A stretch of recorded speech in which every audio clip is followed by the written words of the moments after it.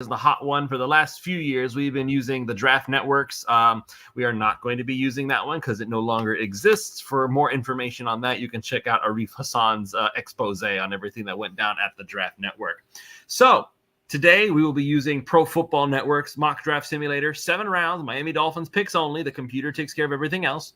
So we're going to go and try to be the GMs of the Miami Dolphins. The draft is 2 days away. We're going to see what new blood we're going to be bringing into Miami. The first time in the Mike McDaniel era that a first-round pick will potentially be used for a first-round player.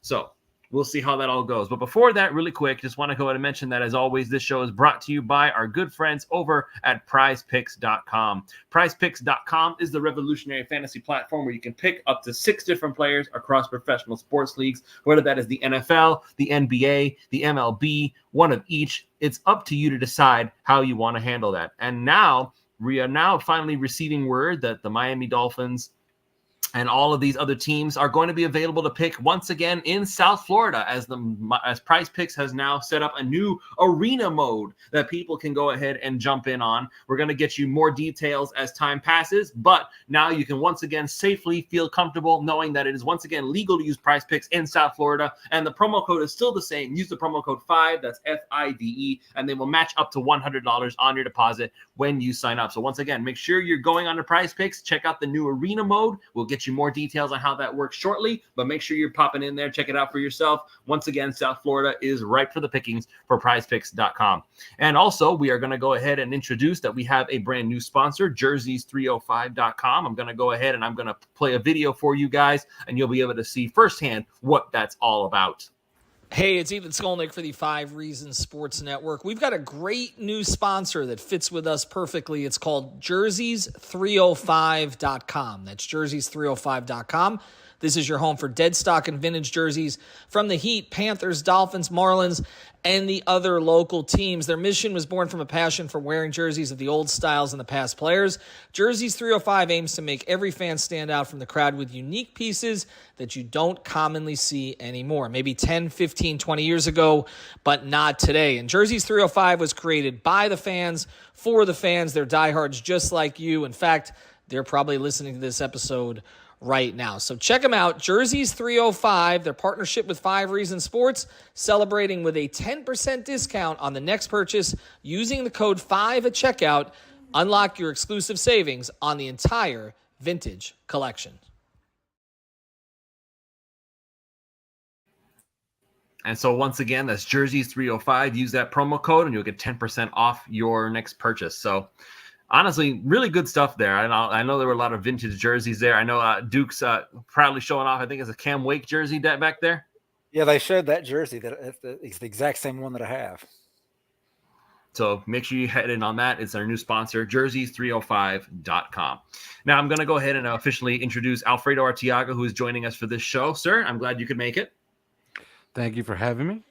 All right. So without further ado, let's go ahead and get started here. I've already pulled up the simulator, Pro Football Network. We are up and ready to go. So no picks have been made as of yet. Currently, Miami sits at pick 21 until Chris Greer decides to do some wheeling and dealing. Now, I will go ahead and I will leave it up to my panel here. So usually when I start doing these mock drafts, I immediately just go, my first instinct is to just immediately try to find a way to trade down. That's usually, I don't think that's how these things go in actual draft time. I'm sure that they wait until their pick is actually coming up before they start making phone calls.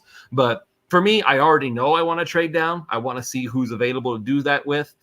And I usually end up trading with either Detroit or I end up trading with the Buccaneers or something along those lines, just to make sure that I can get myself either a 3rd or a 4th round pick, or maybe both, depending on what's going on. So I will leave it up to you guys. You guys can discuss amongst yourself first. Should I go ahead and just start trying to make the trade now, or should I go ahead and let the simulator go for now?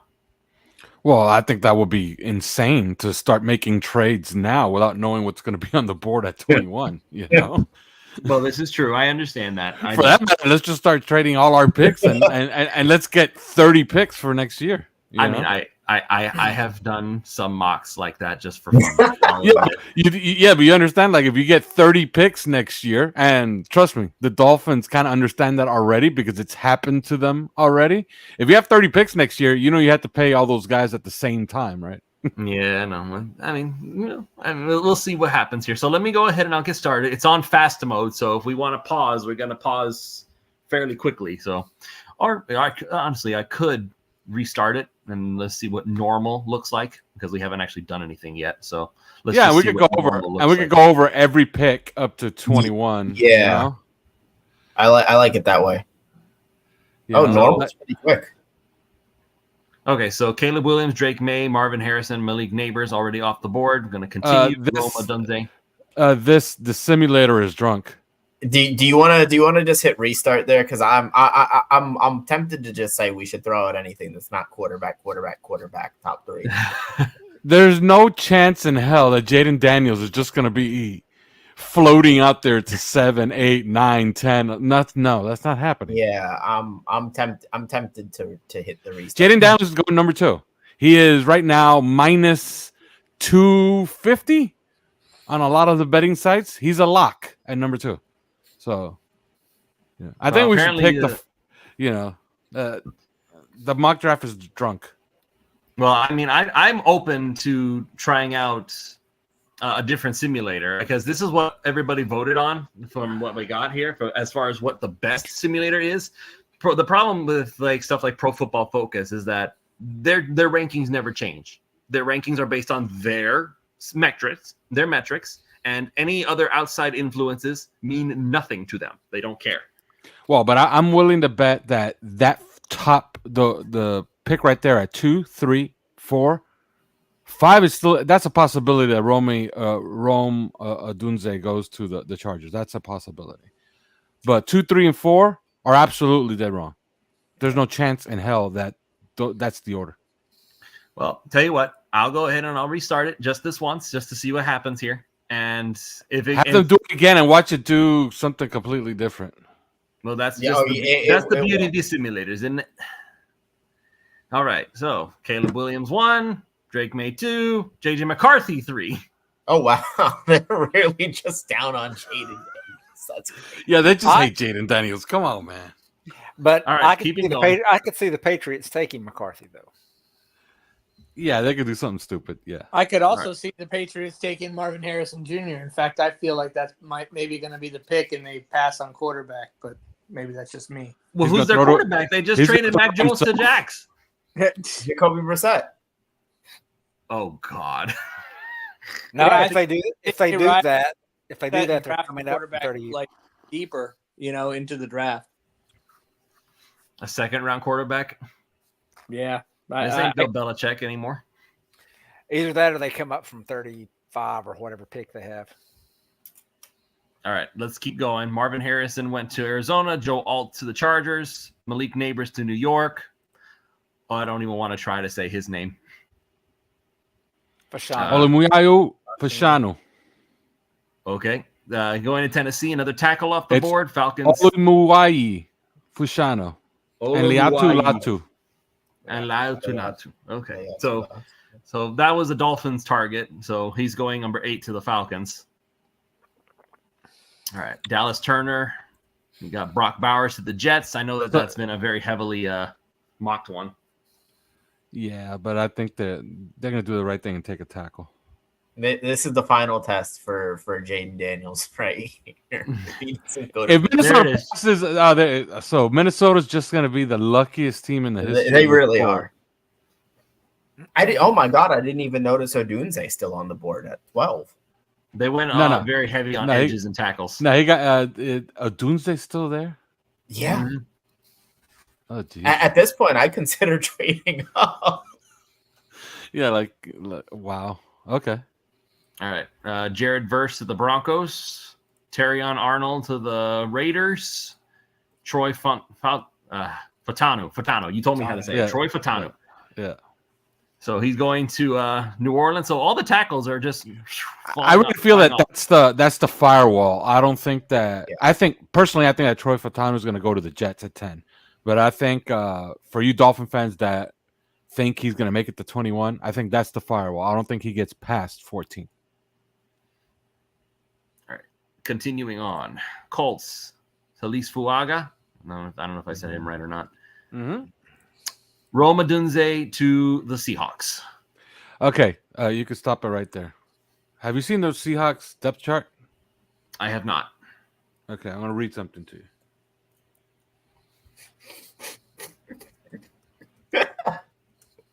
Apparently, Eric knows something we don't.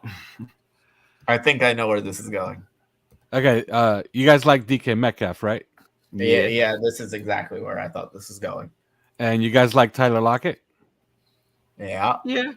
And you like first round pick and rookie of the year vote getter Jackson Smith in Jigba? Yep. So they're gonna take Roma Dunze. They're gonna what are they gonna do? The run and shoot? Best player available, I guess. Jesus. Well, he is the best player there, but wow. All right. Seattle's gonna have the best wide receiver core in the history of the sport, evidently. Well, we're getting closer and closer to Eric's preferred choice. I also noticed that the Raiders took Arnold and Quinyon Mitchell was there. Like right there, I'd be giving the Raiders like a B minus. Well, apparently, per the PFN rankings, they put Arnold over Mitchell. Everybody's opinions are subjective in these when these comes to these things.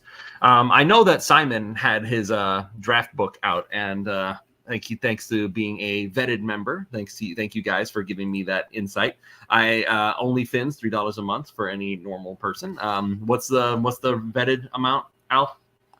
Vetted is $25 a month. $25 a month. For everybody else, it's $3 a month, and you could go become a member at discord.gg/OnlyFans. Right. And for those who are in the vetted, they get access to Simon Clancy's draft book, and I will be using that to help the Dolphins make their picks today. So let's see. We're Eric, we're getting a lot closer to your preferred guy here. We'll see. I'm a collaborator. There's a lot of voices in the war room. I'm willing to listen to all options on the table. Ron, I know that you're not necessarily a draft heavy guy, but is there anybody on this list that you're eyeballing for Miami, like right off the bat? I really was hoping Verse would fall, but I think he keeps raising up. Maybe if the draft was 3 weeks ago, it had happened, but he was one I was really eyeing at edge. Beyond that, I'd love to see him take a tackle. I'm not big on them taking a wide receiver, but we all know it might happen. The team seems to feel that third wide receiver spot's important to them. The data and the math says it is too, based off how much Tyreek and Waddle don't play together, plus the injuries that they both ran into last time. It really caused the offense to just take a complete nosedive. I guess I kind of have to finally admit it's not just the third and fourth and short issue. It was also that. I'm just hoping that they go offensive line, and it'll probably be a future left tackle that they'll just have play guard for a year or two. That's my thought. Well, I will say this: I keep flip flopping back and forth on my own conviction here, because the idea of having a third wide receiver we can count on, is very, very appealing. And it doesn't seem like the Odell Beckham stuff is going anywhere at the moment. He seems like he wants more money than the Dolphins are willing to pay. So, and again, I'm one of those guys where I wouldn't mind OBJ, but not at whatever price he's asking for. So I'm very much in favor of getting a good veteran at Miami's price, not the player's price. So we'll go ahead and keep going here. So we are now with the Jacksonville Jaguars on the clock. Still plenty of players available. There's Kenyon Mitchell. Yeah, yep. that was predictable. A tackle, J.C. Latham should go right here at 18. And you are correct on that, sir. And let me see if I could call this one. Keep going up. Is Fashanu still on the board? No, he went. He's gone. Yeah, he went all the way with the Titans. Okay. Byron Murphy goes right here to the Rams. Amarius Mims. Okay. Don't they need offensive line help, though? They do. They need a tackle. And they just got one. Yeah. The Steelers is where I like JPJ to go, but I can see that PFN hates JPJ. Well, JPJ is falling in most mock drafts anyway, just because of everything that's going on with him, like off the field, his injury history. The betting lines are moving in his favor now. And they are. Yeah, he's a favorite to go under 24. So, boy, that escalated quickly. Yeah. So, like everything that I was hearing was indicating that he was going to go in round 2 at this point. Now he's right back to being a first rounder. Yep. Crazy. So, I would bet on JPJ here. Ron, this is why you don't like draft time, right? It just goes up and down. I just don't invest myself into all the players. So it's just like I'll listen to everything, and I listen to Alf. I listen to you guys' show, like all the draft shows, just because I'm not a big draft guy. But man, it's just like so many of it's just a bunch of names for me.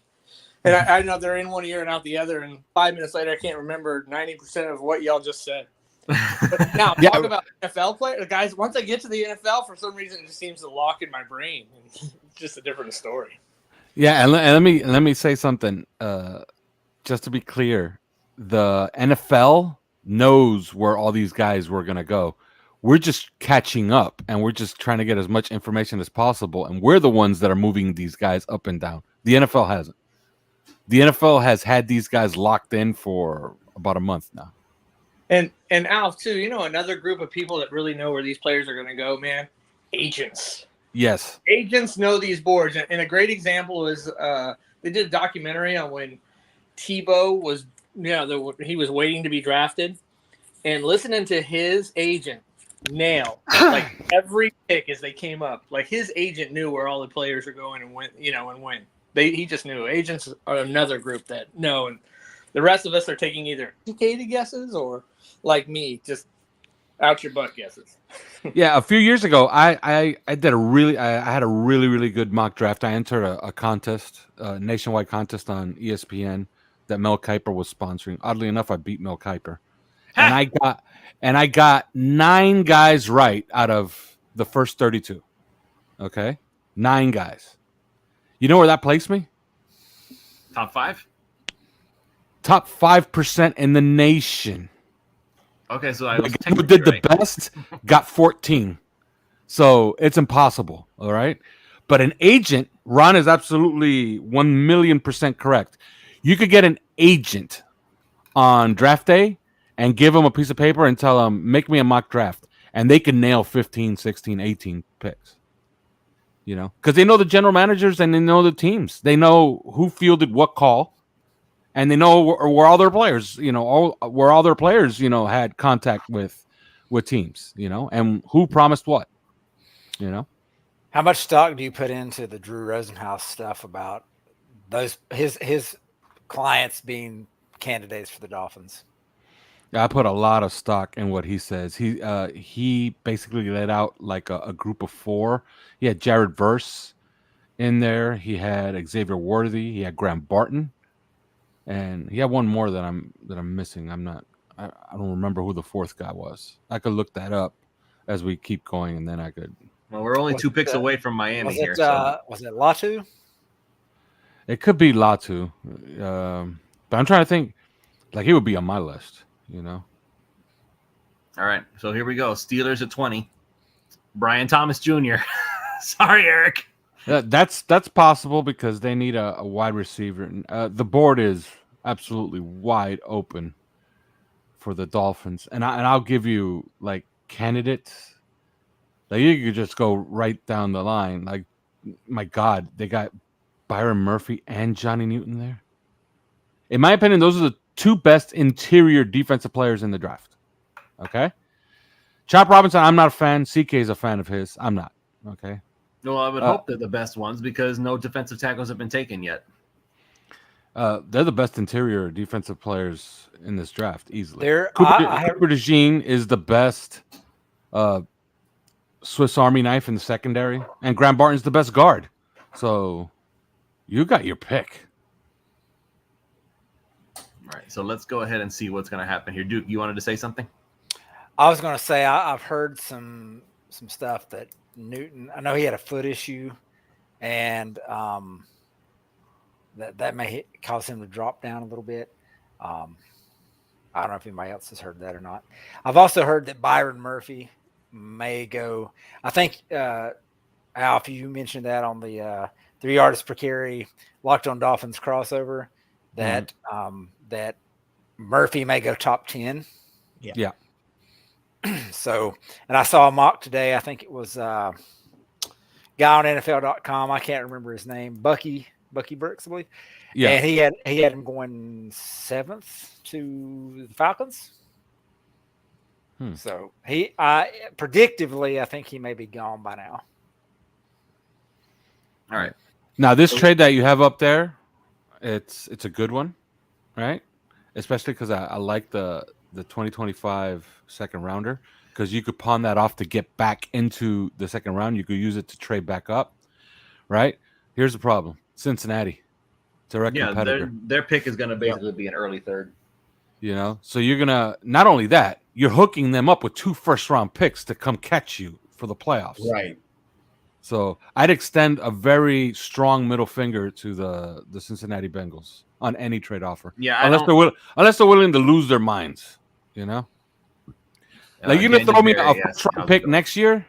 You throw me a first-round pick next year, and we could start talking. I don't think I've had a single simulator give me a first-round pick for the next year so far. And in fact, I basically I get the whole concept of loading up on more picks for the next season, but every time I get a draft trade offer with a bazillion next year picks that makes me have to go all the way down into the middle of the second round, I just ignore it.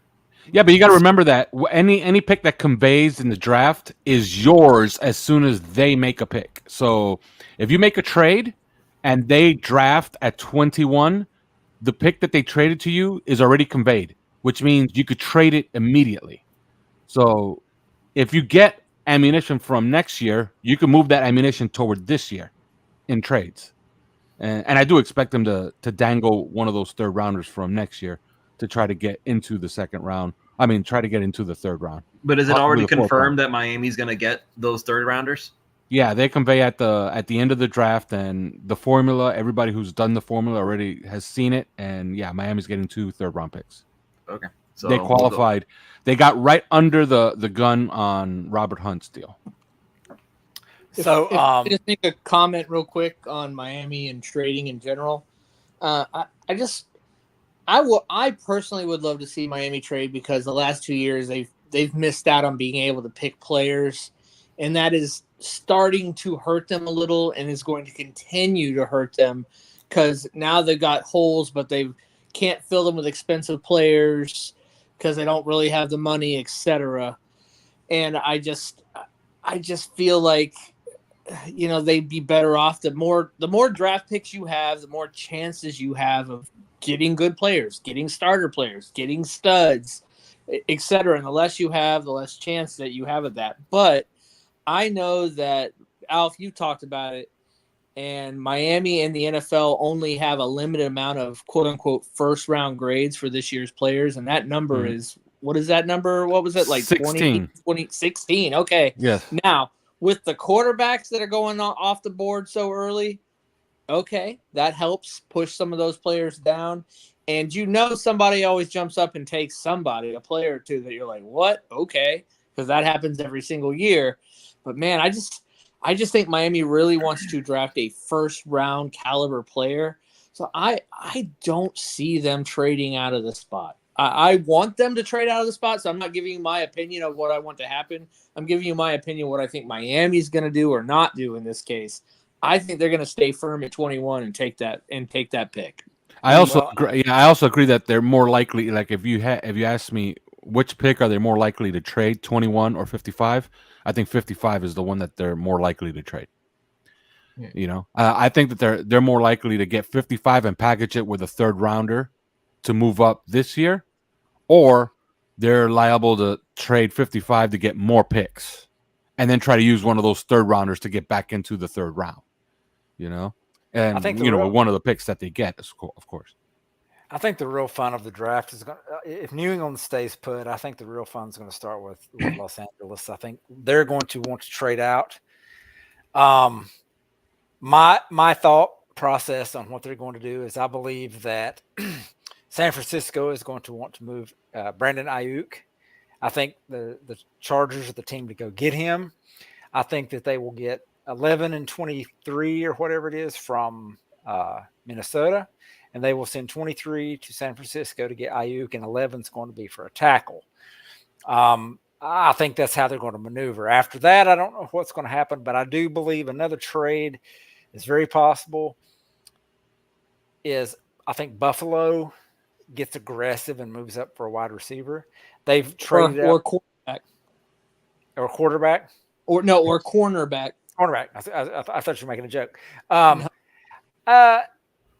That's possible. I think there could be a corner that falls to them where they're at, but they don't really have much on their wide receiver depth chart. Yeah, I'm 1000% believing that Buffalo's going for a wide receiver. So they could wait to get who falls, and there will be some players that fall to them. But I think that Brian Thomas is a good target, and I think they're going to want to jump ahead of teams like Cincinnati and Pittsburgh. So I could see them moving into that 17-ish range to try to get there, to get their receiver. They've been aggressive like that before. And that I think helps Miami as well, unless that's a guy they really want, because that's going to cause somebody else to fall. So how come they're not a candidate to try and trade for Ayuk? I mean, wouldn't they want a guy that was a bit more established, especially considering the state of the East right now? Miami's already has established players, an established secondary. I mean, your best wide receiver is going to be a rookie. You talking about Buffalo trading for Ayuk? Yeah. Talk about Buffalo. Yeah, because money. I don't know if they're even tighter straits than we are. Yeah, I don't know what their cap looks like next year. I know Los Angeles cap opens up a little bit, but I don't know about Buffalo, and that may be a move for them. Pittsburgh may be a move for Ayuk as well. If you look at the AJ Brown trade from a couple years ago, it was a first-round pick and like a mid-round pick to get him from Tennessee. So I don't think San Francisco is not getting a high pick. So Los Angeles, for example, is not sending 5 to them. That would be too cost prohibitive for the 49ers. But if they move down with Minnesota, then I think you've got a chance, because they've got that late first, and they say, well, we'll package a future third and 23 and take Ayuk off your hands, and we'll be fine. I don't know about Buffalo or Pittsburgh, what they'd be willing to offer. But what I was going to say, Lewis, is scroll down the board a little bit and let's see who's available on down. Well, let's take a look at the last 3 trade offers first. Okay. So Houston, 42-59. Nah. Another team that knows that they're going to be contenders. Like, these guys are like shoo-ins for the playoffs at this point. And Detroit. Ooh. That's the pick I normally would want. Is fine. You can have my crappy 7th rounder. I'll move down 8 spots and get a 3rd rounder. Is there? Go ahead, Alf.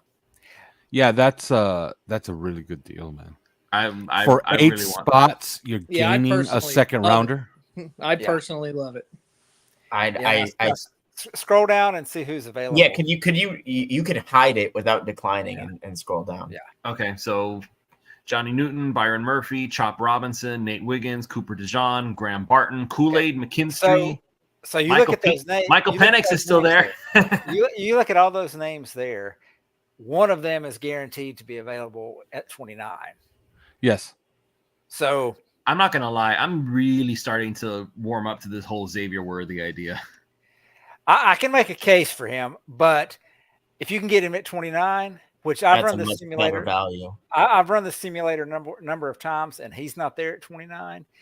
But if you get a guy like JPJ at 29 and you get that extra 2nd rounder, that's gold. Do it. Yeah, Yeah. That'll open you up to take. Look, there's good wide receivers at 55 and 61. Okay. And in reality, if you get this deal, and I don't know that a 2nd round pick comes back, but let's say they get that. They're absolutely packaging 55 and a future 3rd to move up to get somebody in real life. So they would say, we'll take 55, a 2025 3rd to get back to, say, 45 or somewhere like in that range, and get a guy they want there. And they still keep 61 or whatever that pick was. And they can load up on a couple of different positions. So Can you counter? Can you ask for more? That's what I was about to ask. Is like I'm a greedy son of a. I want to have my cake and eat it too. So I wanted to see how much I can squeeze out of Detroit here. Try to get. Let me see. Try to get, because we're giving 241, right? Yeah. Try to get 205 from them. See what they say. All right. Can I get their 7th rounder in 2025? Nah, you don't want that. Okay. And they say, sure, works for us. Okay, so that means that. Okay, so that means that. Means the Detroit Lions. Look who's here. Arizona. That means the Lions traded with us to get 21, and then gave 21 to Arizona to get something else. Boy, that's some kind of maneuvering. So Byron Murphy just went to the Cardinals. That's not surprising. Byron Murphy. They got the Madden simulator on. All righty. So Philly next. Of course, Manny's very happy. He gets. They needed another defensive tackle. Yep. Didn't they just dump off a lot of their Fletcher DPs? Cox is retiring. So. Yeah, he's retiring. They've taken 2 in the last two years. So. Yeah, they're taking Jordan Davis and Carter the last 2 years. So they have one, and then they have the other rotational guy. So they got studs. All right. Minnesota again. Wait, didn't they already pick a second time? No, they did not. That was theirs. That's theirs. Okay. Nate Wiggins, cornerback, goes to Minnesota. Here comes the Cowboys. Okay, where's Buffalo? 28? Nope, never mind. All right, with the Packers, look at the wide receivers that are left. All right, I will do that. They had Dallas trade down with Buccaneers, so Bucks jumped up 2 spots to get chopped. If this was the real draft, I think DeJean goes here. I would say Graham Barton goes 26 to Dallas. I don't know who Detroit takes, but I could see those. I don't know if it'll happen on the simulator, but that's the 2 picks that would happen, in my opinion. For those that are talking about, those that are thinking about Dallas and, oh my God, they don't have a tackle. They just lost Tyron Smith. No, they have a tackle. Tyler Smith, who was their left guard last year, they're moving him to left tackle, and he is an absolute stud. Who was the guy that got shoved to the backup role because there wasn't space for him? That we were screaming all off season last year about Steele. Yeah, that was Terrence Steele, but it was all BS to try to get him to give them a discount, and they never gave him a discount, so they gave him the contract anyway. And then, of course, he started every game, and he was bad actually last year. Oh, okay. So Dolphins dodged a bullet. Yeah, because everybody kept thinking we were gonna give him that they had that second round tender on him. Yeah. Yes. Everybody was just praying we do it, and nothing ever materialized from that. Because, like what Alf said, it was just a bluff way. And then Austin Jackson played well, so. Yeah. Fingers crossed. This was in a world where we wouldn't dream that Austin Jackson would play 75% as good as he did. Yeah, it was like bizarro NFL, because Terrence Steele the year before was one of the best right tackles in football, and then he was one of the worst right tackles in football, and Austin Jackson was the reverse. Yeah, that's the Bush-Berry effect. All right, so let's keep going here. Oh, go ahead, Duke. I was going to say, for a fun fact, do you know who played the 3rd most amount of snaps on the offensive line? For Miami? Yeah. Lester Cotton. Disgusting. Eichenberg was 2. Austin Jackson was 1. Yeah, so what Duke was saying, that's absolutely 1,000% correct.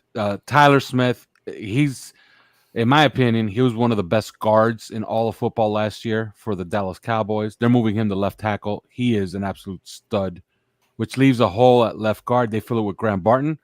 Man, think about that line. Tyler Smith, Graham Barton. They got a hole at center still, but then they have Zach Martin at right guard, and they got Terrence Steele, trying to redeem himself at right tackle. That's a hell of an offensive line. Hey man, they can go when he gets better. Then go grab Connor Williams if they want or something. Yeah, they could. Yeah. He was there before. Yeah, remember when Dallas had like the line of lines, like say 5 years ago? Yes. Oh my God, it made a we were all huge jealous. difference to their team. It really did. And they did nothing with all of that. Nope. No, it was the best part of their team, but they just didn't have enough else going on. And it is what it Just, is. I just listened to the. To me, they Actually, the best thing they did with that line that they had, they won one playoff game. the gold standard for offensive lines to me is the 90s. And wasn't that the year? Wasn't that one playoff game the year that Detroit got screwed by the referees in the fourth quarter? Anyways, Yes, yeah, it was that game. That was the game that they beat. They beat Detroit. Yep. Where Stafford went crazy in that game. All righty, let's keep going here. So Bucks traded up with Dallas to get Chop Robinson. Now we have Green Bay. Oh, take it back. A trade again. So Green Bay traded all the way out of the first round entirely. And the Kool-Aid McKinstry went to the Giants. I haven't seen the Giants yet, I don't think. No, yeah, they did. Malik Neighbors. No, they took Neighbors. All right, so Dallas is next. Tyler Guyton. Okay. Here comes Detroit. Adonai Mitchell. So that means that we got lucky, but I think that now that means that Xavier Worthy is in danger here at 28. Yeah, I think. I think this might be it. Let's see. Although I'm not mad at trading down 8 spots and still getting Barton at 29. So I don't know. No. Graham Barton has been my preferred choice all this time. So, and the moment of truth, Keon Coleman to the Buffalo Bills. That's not super shocking either. I would love that because everything I've read about him is he struggles to separate and his contested catch percentage is not as good as you would think it would be. So, yes, I will take that. So it's actually interesting because I'm going through the drafts book. I'm pretty sure Simon made it a point to say does not like Adonai Mitchell, does not like Keon Coleman that much. Yeah. Is that correct? Mm-hmm. So, you know who really likes Graham Barton? The 49ers. So if you want to get more draft capital, offer 29 to the 49ers. Well, I don't think the Ravens will take Xavier Worthy. No, and then you could get Xavier Worthy at 31. All right, here we go. Okay, Buffalo wants to give us. Nah, that's not realistic. Those teams will never trade. No, I'll take their first and second. I'll take their first next year, their second next year, and their second this year for pick 29. It's going to cost them extra. No, let's just ignore that one. Yes. Okay, Pittsburgh pick 51 and their second next year and their fourth. No, that's a terrible offer. And Carolina wants to give pick 33 and pick 65. Wow. Ooh, for that offer, they have to have somebody in mind that they would. They're going to. I think they would take a receiver. They would probably take Worthy there. That's interesting right there, man. That's hard. But look at your board. Remember at pick 33, you are losing the 5th-year option on a player because you're not taking a first rounder anymore. For what it's worth, Anthony Manzano was in the comments saying, take the trade. Well, I'm looking at the board. You've got DeJean, Barton, JPJ, and Worthy. I love how you ignored the quarterbacks just out of principle. I listen. I'm gonna go ahead and tell you Thursday night. If Miami takes the quarterback, I will not be on the show much longer. I would log out and be done.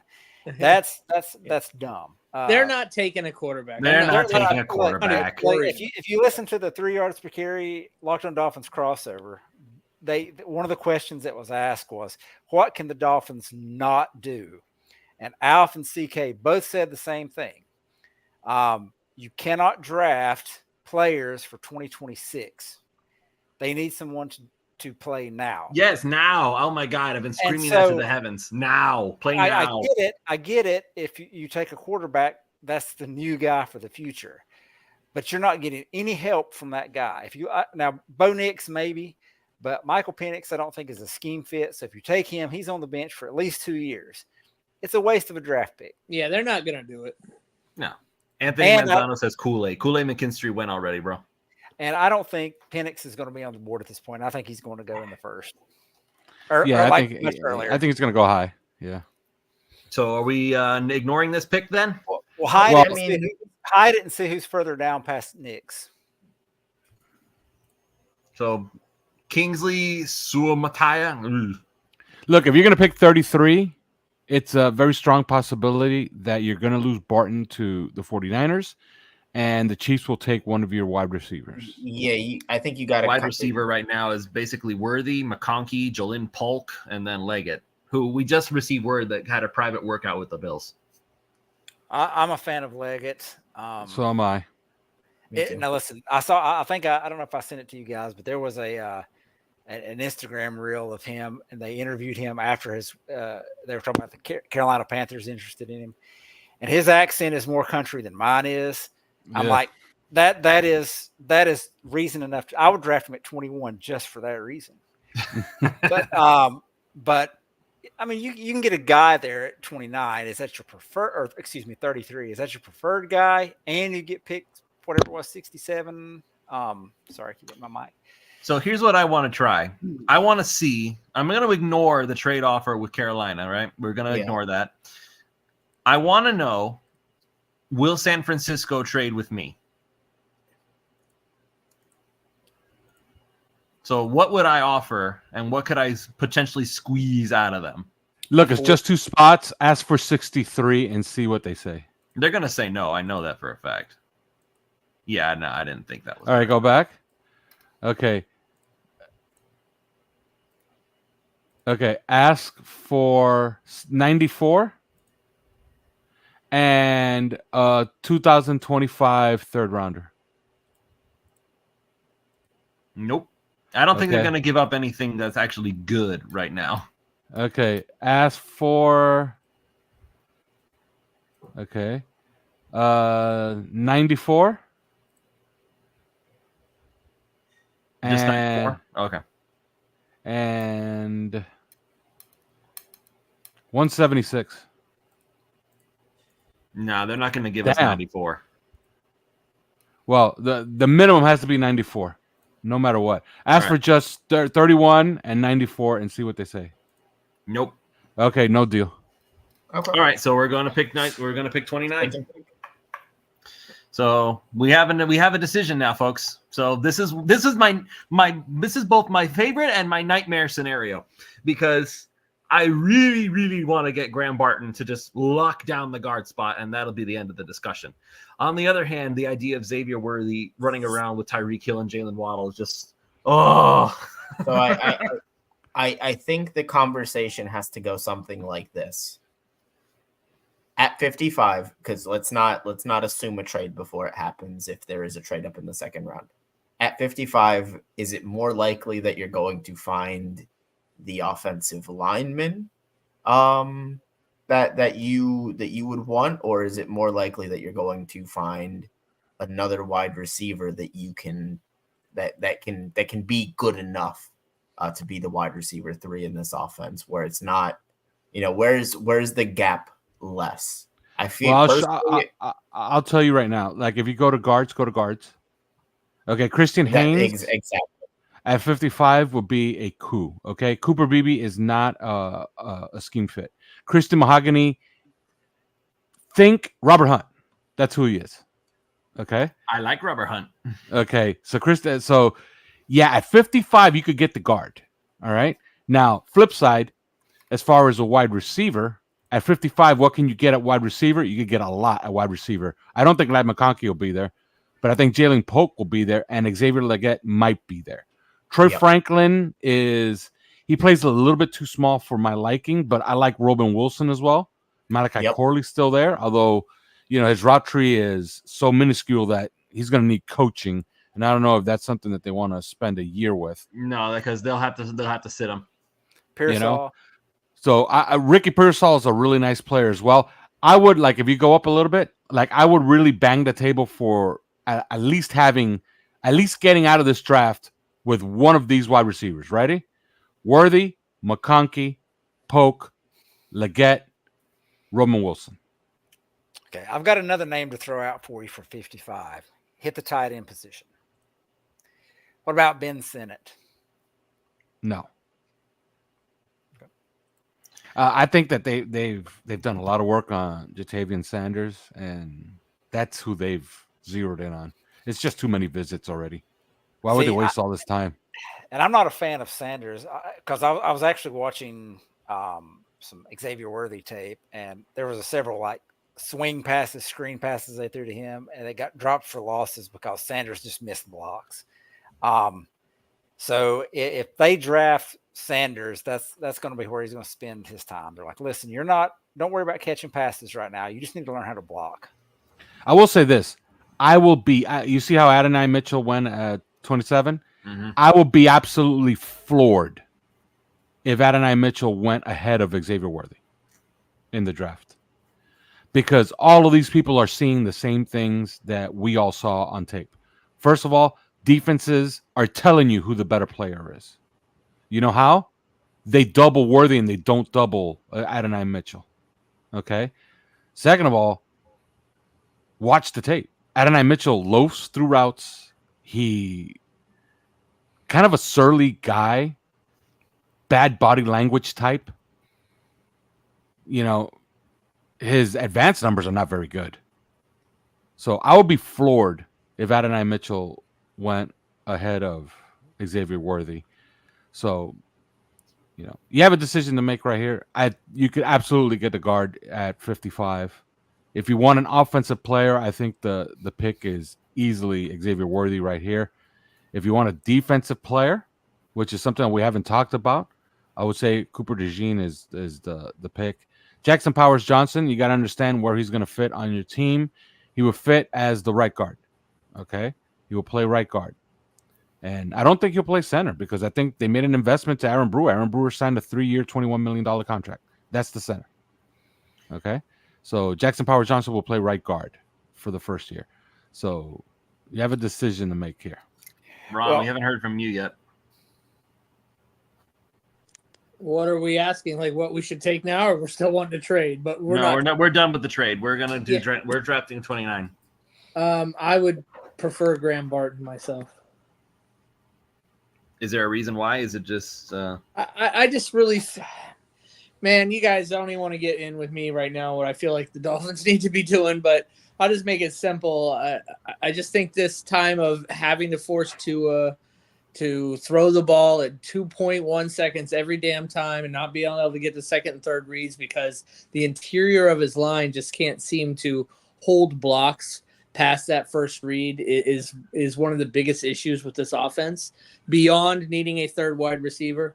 And I believe they really need to start beefing up the interior of this O-line. However, I don't know that Miami is convinced of that. I was, again, going to say that they signed Isaiah Wynn, Ron. What I think the Dolphins should do and what they are going to do are probably two different things again. But I would like to see them go interior O-line here myself. Well, if you listen to what Chris Greer said in his press conference, they value versatility. And there's not a single offensive lineman in this draft that has more versatility than Graham Barton. He's probably not projected to play tackle, but if you got in a absolute apocalyptic scenario where you're playing everybody as backups and you needed him to play tackle, he could probably do it. You're not getting that with Jackson Powers Johnson or Christian Haynes or some of these other guys. So if you really want a guy that's like, look, he's going to lock down an offensive line spot somewhere, wherever you put him, he's going to play there and play well. It's Graham Barton. I think his floor is higher than probably all of these other players. Now, Worthy gives you a much higher ceiling, right? So if he comes in and he becomes a stud, you're looking at Tyreek Hill 2.0 or somebody like that. There was another podcast I saw last week. I think it was Les Snead, the general manager from the Rams, said that Worthy was the fastest player he's ever scouted. So, you know, that McDaniel's salivating at that. So, I mean, I think if you do that, you can maintain your offense. You can kind of keep this rolling. You've got Waddle, who's going to be here for a while. After Hill moves on or whatever, Worthy would step in and be wide receiver 2, and you can kind of run the same kind of offensive schemes. I mean, I don't know. I've been thinking about this show all day. For the past 2 days, actually. And I was thinking, all right, I want to have to make a case for Worthy because he's not going to be there if we trade down. And here he is, and everybody kind of wants him. But I wasn't expecting some of these other guys. So, I mean, I like Barton at 29. I like Worthy at 29. I'm not going to – it's whatever goes. I'm good either way on that. Nah, dude, gun to your head. Who is it? In real life? In real life. In real life, it's Xavier Worthy because I think McDaniel would just – he would blow a load if he's there. Just his head would explode. In this mock, I mean, I don't know. It depends how you feel about guard at 55. Or do you want to package those additional picks and move up and get somebody middle of the second round? I will say this about Graham Barton. For those, I think he projects really, really well as a left guard. He played left tackle all of last season. The last time he played guard was as a freshman. Okay, and I believe the snap count was something like 60 snaps or something like that. He played some center, but he played mostly left tackle last year, and he did play covered up sometimes because Duke used 6 offensive linemen in the run game a lot. So he was usually the one that was covered. So that's how you could project him as a guard. I think he can do it. He would start day one. If you want guys that are going to play the most snaps, it's Graham Barton. The second most snaps will be Cooper DeJean. And the third most snaps would be Xavier Worthy. Because remember, all those snaps that Tyreek Hill doesn't take, he will take. All the ones that Waddle doesn't take, he will take. In 11 personnel, he'll be on the field. So those are the 3 guys that would play the most. Jackson Powers Johnson, I think, also would play at right guard. But his injury history is pretty extensive. I'm not gonna lie, I'm waffling on my offensive line conviction again, because if you think about it, again, if we're basically looking at this offense and saying it's going to be just hit your guy and boom, and that's the end of it, Miami's offense has already proven it can be so explosive, it can be so dangerous, and all Tua has to do is just find a guy and let it fly, and it'll get there. If Tyreek is out there, and Waddle is out there, and Worthy is out there at the same time, like even if Tua is forced to throw it in 2.1 seconds, one of those guys is going to be open on any given play. Is no way all 3 are covered up. No way. What Miami proved last year is that when they're completely healthy, they have the number 1 offense in football. They also proved that they have no depth whatsoever at wide receiver. For that matter, at running back, as soon as they took a couple of injuries, and on the offensive line, of course, because last year the top 3 guys played less than 50% of the snaps, and they were winning games. Okay, at the end of the season, because they beat Dallas with 4 backup offensive linemen. 4. So this is actually really interesting, because I wanna kind of pose this question, because I think it gets into fundamentally wide receiver or offensive lineman, because somebody pointed out earlier that it was Lester Cotton, Liam Eichenberg, and Austin Jackson were your top 3 in terms of snaps last year. Yeah, that was due. Going into the season, that we would have considered that disastrous.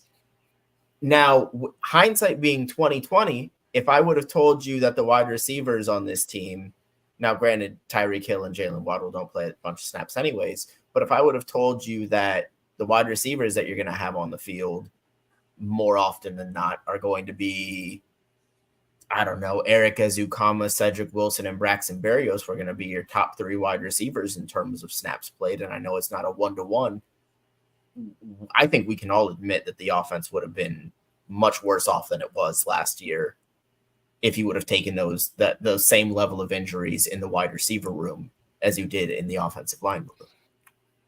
One of the things that I was looking at in terms of, because I've had this discussion this week on the Finsider, and one of the things that I noticed in the first 2 games of the season, just the first 2 games, Tua was blitzed, I think somewhere between 24 and 27 times in the first 2 games. From the bye week on, he was blitzed 23 times total. He was blitzed double-digit times, multiple times in the first few weeks of the season, before the bye week. Teams stopped blitzing after that. They realized it wasn't going to work. And I really don't know what necessarily to do with that information, but I would argue that teams were more focused on, hey, let's just play coverage and make him get to a third read, because we'd prefer him throwing to Cedric Wilson or Braxton Berrios or someone else, versus us sending a blitz because he's so good at it. He's going to find Hill or Waddle or whoever's available, and we're going to be destroyed. And so on that regard, I would take a third wide receiver, because if you have a third weapon that teams fear, what are you going to do? You can't play coverage on all of them. You're going to start blitzing again, or what's going to happen there? And there was a quote I saw today. Someone said, you don't draft, you draft for needs for tomorrow. You don't draft for needs for today. And at some point we have to move away from Hill. I'd like to have somebody in the fold already that kind of plays the game at the same speed he does. So I'm going to go ahead and say right now, I would go ahead and my vote right now is Worthy. So is mine. So is Eric. mine. It lines up with what I think they're going to do. For what it's worth, Anthony Manzano in the chat says, let's stay away from drafting another small receiver. I mean, listen, man. Like, we tried the size game. Anthony, they already drafted a small wide receiver that measured at 5'9", 179 pounds. You know what his name was? Jakeem Grant? No, he was 5'6". Jalen Waddle. Oh, wait. Jalen Waddle's 5'9"? Yes. That's What? how he measured. He measured at 5'9" and a half at the combine. Yes. Nah, really? I could have sworn he was taller than that. And I want to go ahead and throw this out there as well. I think they really like Eric Ezukama. He was getting a lot of snaps early in the season before he went down with injury. I don't know how much they're going to rely on that, and I don't know that as a fan I would want them to rely on that. But I think the team likes him, and he's your big-bodied receiver. So I think they'll find a way to get him involved as well. They were doing so. I got his combine numbers: 5'9" and a half, 180 pounds. Jalen Waddle. Wow. Okay. So actually, he broke the rookie reception record. So Worthy's actually. Do you remember when everybody was saying that Devonta Smith was going to be broken in half after 2 or 3 games? Remember that? He just got a $75 million contract, and he's been extremely successful. He weighed less than 180 pounds. He weighed 172 pounds. So all of that is, forget all that stuff, man.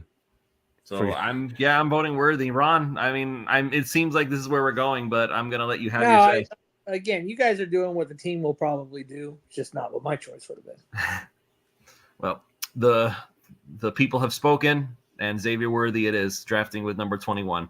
By the way, that took so long that or 29, excuse me, get to take that pick. You know, that pick went to the next team anyway. Yeah, well. That's why mocks are fun. All right, so continuing on, we're going to finish the first round. Jordan Morgan, the offensive tackle, went to Baltimore. Kingsley Suamataia to San Francisco. Wow. I'm going to be tempted. If Barton's not gone within the next 2 picks, I'm tempted to say, let's just go and get him. Okay, so Kansas City. I mean, this is all fun because none of these players will actually be there. Right. At this point. Right. Do you know that? Do you know that for a fact? Hey, we all assume that we know everything. Unless there's a gas mask out there somewhere, I just don't see that happening. Do we know that? All right, here we go. And I am still 1,000%. JPJ to Kansas City. Okay, that one doesn't make any sense to me because they still have Creed Humphrey. I'm 1,000% convinced that Mike Tannenbaum was behind that video leaking. I can't believe it. It would be the best. It would easily be the best thing he ever did as chief. I mean, I read something. I mean, there's a lot of shady stuff that goes on behind the scenes and stuff like this. And look, I don't see that guy as being like a stand-up, wholesome dude. He's got to be slimy. So he did that. All right, so I don't agree with this Kansas City pick at all. That doesn't make any sense to me. You picked JPJ over Graham Barton when you still have Creed Humphrey. Well, you can understand there's probably, I would say, out of 32 teams, I'm pretty certain that there's probably 4 that don't have them on their board. But let's say that there's 25 teams that have him on the board. I think 13 would have him as a guard, and the other 12 would have him as a center. But over Graham Barton? No, I'm talking about as a prospect, Jackson Powers Johnson. Okay, I mean, they would think of him more as a guard than a center. Remember, he only played 1 season at center, and he had snapping issues. And that would allow them to move on from Joe Tooney, who's a big contract. and Agent. At some point. Yep. So Anthony's making the suggestion we should trade up with the Panthers for Barton. Do you think we can make that happen, or should we make that happen? I think it's probably too large of a leap to be realistic at this point. Yeah, you're gonna have to give up way too much to move from 55 to 33. It's 22 spots. Yeah. That's a lot of spots. All right, let's keep going. I don't think if Yep, there's Graham Barton. There it goes. But Which means that they weren't going to trade him to you. Yeah. Right. yeah, and what else makes this unrealistic is Carolina forks out $153 million to 2 guards this past year. Now they might have fit him in at center, but Well, that's how the PFN has him listed as a center, interestingly enough. so I think what was their center? Bradley Bozeman. So that's probably an upgrade for them. All right, let's keep moving. New England. Ennis Rakestraw Jr., cornerback. Makes a lot of sense. Perfect Yep. for their system. He's a really good man corner. I'm so shocked to see Cooper DG. Oh, there he is. There he goes, Arizona. Well, I mean, he's got had some injury issues, so he might fall due to that. But Look who's still available. He's so much better than Tua, Michael Penix. 37 to the Chargers. They need a quarterback, a I'm reliable. sure they do. Christian Haynes just went to Washington. That kind of hurts. That kind of hurts. So so Miami can still grab Christian Mahogany if they really need him, which I would love to have him. Might be where you end up having to go at 55 at this point. I'm okay with that. You know, I've called him Robert Hunt. I liked Robert Hunt. I wanted to keep Robert Hunt. If I can get Robert Hunt again, I'm good with that. TJ Tampa corner to the Chargers. The winner of my Akeem Talib award. I could use some context for that. I don't know what that means. Do you see? Akeem Talib was my favorite cornerback prospect I ever scouted. And I think I hit because, the guy's a 6-time Pro Bowler and a 3-time All-Pro, right? Gotcha. And every year I pick out one guy that I'm pretty sure is going to be a really good NFL player. And I'm usually pretty spot on with that. And that's my guy this year. And I think he goes in the second round, somewhere around there, 37. Yeah. Do you think Zach Frazier can play guard? Anthony Manzano saying trade up for Frazier, by the way. I think he's a really, really good center, is what I think of Zach Frazier. But not a guard. I don't see him as a guard. I mean, they wouldn't move Brewer. No, they're not going to move Brewer. No, Brewer's a center. Don't mess with a good thing. Brewer already proved to be athletic center. Don't screw around with that. It's like, don't run that risk. Nuh-uh. All right, Darius Robinson, edge to the Titans. That's insane. He goes 38. Max Melton, hell of a cornerback. Also, very versatile. He could play on the outside. He could play in the slot. Physical. Really, really good cornerback. So he goes to Carolina. Washington again. We got Tyler Nubin, a safety. Tyler Nubin, okay. Quarterback's still there. Green Bay, Trey Benson, a running back. Didn't they just dump Aaron Jones? Yeah, and didn't they sign an expensive running back? Did they? Oh, yeah, they signed Josh Jacobs. Yeah. Oh, did they? Yes, they did. Maybe they need a backup. Well, they need to play 2 guys. That system has always worked with 2 guys, and AJ Dillon is not it, and still a free agent, by the way. He's still out there. So all the rumors will be Miami needs to get him. I'm sure. Well, he has a name, and he's big, so Dolphin fans will love AJ Dillon. Mm-hmm. Don't forget that he's not good. There's Cooper Beebe to the Texans. Makes sense. They need a guard. Falcons, are they going to take the quarterback? Nope. Lad McConkey to the Falcons. That's great value for McConkey at 43. Let's see. Raiders. Bo Nix, finally a quarterback. This is where you see the quarterbacks go. Raiders and Saints here. Mm-hmm. Edger and Cooper, linebacker to the Saints. Is he the first linebacker off the board? Yes, I think he is. So it's not a good class for. All right, so here we go. Keep going. Roman Wilson goes to the Colts. The Packers traded. They get Patrick Paul, offensive tackle. Mm-hmm. Cardinals. Oh, excuse me, not the Cardinals. Detroit traded up to get Adisa Isaac, the edge. Let's see what Simon had to say about him. Work in progress, raw pass rush profile, but he's very developmental. He's got a high ceiling. So Miami still. I mean, are we? If we're talking about this, are we just going off the idea that it looks like we're counting on Jalen Phillips being ready for the season, because that seemed to be what he was implying. Yes, and you have Shaq Barrett, and you paid him up to $9 million. So, but if Phillips there's something that's also happening in this, that's going to make it interesting at 55 if it still keeps going. But keep going. Are we looking at Xavier Leggett? All right, there we go. Keep going. Troy Franklin to Cincinnati. That's interesting. That's the I guess the Tyler Boyd replacement. Not Xavier really. He's Leggett gonna play goes to Philly. outside. He's gonna play outside. I like that for Philly. I'm sure Manny would be very happy with that too. That's a great draft, Johnny Newton and Xavier Leggett. That's crazy. Yeah, that is insane. How is Howie Roseman in this mock? He's always he's in every mock. The Eagles feel like they can do no wrong when it comes to the draft lately. I don't know why. All right. To be fair, remember all those Georgia Bulldogs that they took? Yeah, that's true.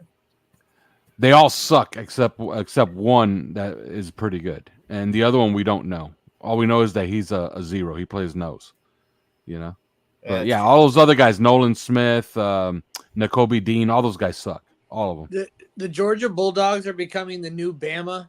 All the players are like practically maxed out by the time they get to the NFL because coach just does such a good job of getting the most out of them that they don't really grow and explode in the NFL like you'll see a lot of other teams players do. It almost kind of feels like the Bulldogs are kind of starting to do that, like we've seen a lot of Bama players do, you know. Mm. Hell, we've got one of those Bulldogs on our defense that's been here doing nothing, who was really good in college. Are we talking about Tyndall? Yes. Yes, sir. I mean, even back then, it was understood that he was extremely developmental and raw. So I don't know. All right, keep going. Oh, boy. Zach Frazier went to the Steelers, so there goes that dream for Anthony. Sorry, buddy. Let's see. Chris Braswell, the edge, to the Rams. Mm-hmm. Eagles again. Kalen Carson. Keep going. Michael Penix went to Cleveland, and now Miami's on the clock. All right, now go to defense. Edge. Oh, we're looking for edge players. Okay. I'm going to make a case for a couple of players, okay? Braylon Trice is a hell of a pass rusher, okay? He's a developmental pass rusher, but the tape is there. The production is there. Very, very similar to Jalen Phillips, very long. Keep that in mind. Now go to another spot. Go to safety. Okay. We've got Cameron Kinchins, Cole Bishop, Javon Bullard. I love three guys. Look, a lot of people like Javon Bullard. I don't. I like Cole Bishop. I like Kalen Bullock. And I like Mikey Mustafa. I think all of those guys could be around later on, but keep those guys in mind. Now go to the offensive line. Yeah, this is where I'm going with this pick at this point. Like, no questions asked. Offensive guard? Yeah, Christian Mahogany right there. Right. Now, here's your choice. I think Christian Mahogany is a lock. Now you go to offensive tackle. Blake Fisher's a guy that I think that they're going to like because he is a fit as a outside zone offensive tackle. So he would slot in to start, I think, day one at left guard, and he would play at left tackle in a year when Teron Armstead moves on. So you got plenty of choices here. Do you think they would have interest in that Yale guy since McDaniel was a Yale guy? That's a possibility as well. How do you feel about, and I'm going to butcher this name, so I apologize, Ruth Horhoro? I like him, but I don't like him as much as others. Like, if you could put the defensive tackles. All right, pulling up now. Like, look, you got Braden Fisk there. If If this really happened at 55 and Braden Fisk was still there and you didn't take him, you would have a riot on your hands. Okay. Now, personally, Michael Hall is a really, really nice player. Okay. Chris Jenkins is a favorite of mine, but I'll throw Chris Jenkins off a cliff if I could take Braden Fisk. Don't we have pick 60 something? Yeah. 61. So Okay. look, will Braden Fisk be there at 61? I'm going to guess yes. Obviously, we're working under the assumption that it's Braden Fisk and Christy Mahogany, right? Yeah, I mean, I'll take a Mahogany now, honestly. I want to make sure that's locked down. One of the guys that you mentioned, if you go back to the edge group, and in this scenario, he's not going to be as low as this. But the guy I think you've mentioned before from Colorado State, Mo Kamara. Yeah. They've got him down here at like 190. I think in real life he's more of a third round pick. Would you skip the edge position to get a guy like him a little bit later, especially if you can move off of 61? Yeah, Mo Kamara is, in my opinion, I think he's going to go in the fourth round. Like that's the sweet spot. We don't have a fourth round pick, although I think we got one in this draft. We can also potentially trade down a few spots and still get our guys, I think. Yeah, but I think that this board is too rich to pass out of 55 and 61. I think this is a spot where we're going to take two players here and feel pretty happy about this. All right, so my vote is for two guys, Mahogany and Braden Fisk. One of those two. Well, I'm going for Mahogany. I want to make sure that offense is settled. So that's my pick. Anthony Manzano says we need a replacement for Jordan Poyer, who's only a 1-year deal, so he's looking at Cole Bishop or Kalen Bullock. Yeah, those are the guys that I like, and they'll be around later on. Okay. Let's see. Duke, do you have I'm voting Mahogany myself.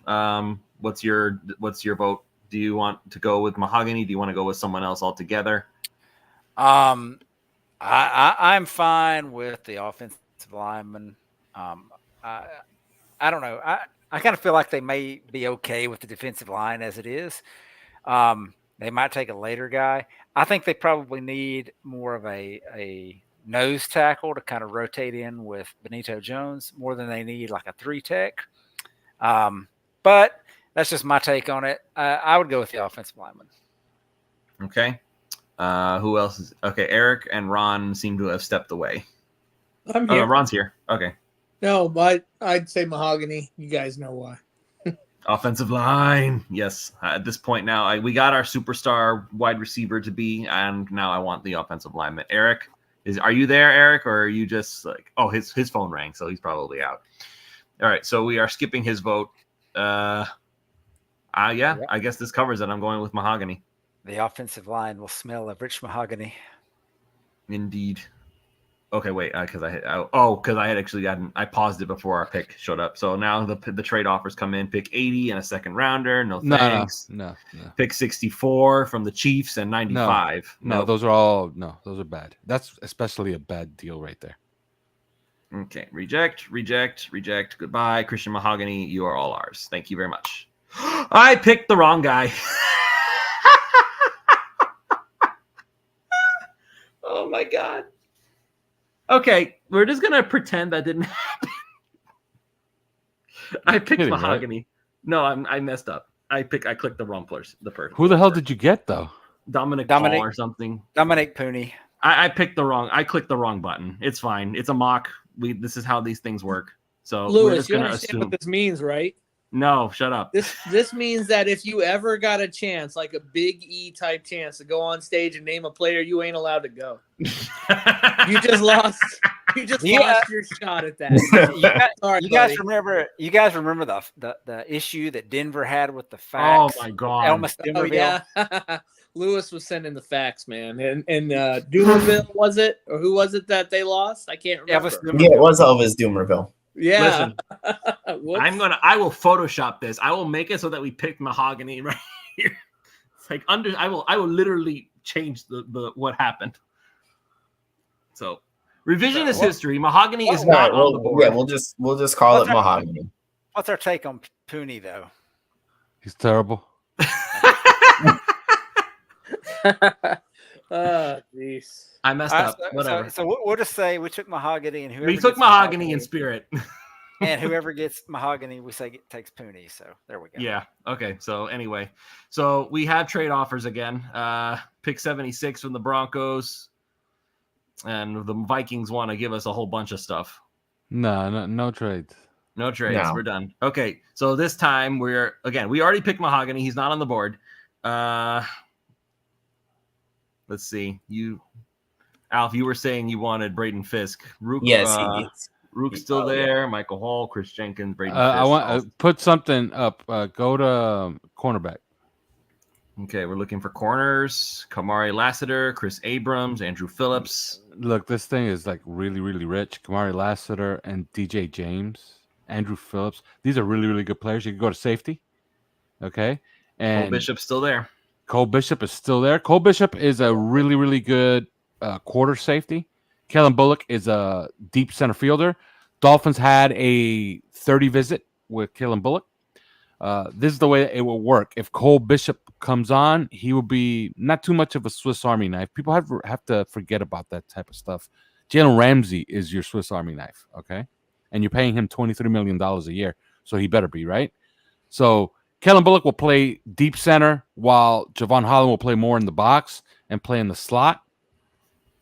And Cole Bishop is more interchangeable and versatile. He's more like a Javon Holland. So that's the choice at safety. At defensive tackle, I don't think it's too much of a debate. I think Braden Fisk is. There's a log jam at DC right now. You know what's better than one Zach Sealer? I was in 2 Zach Sealers.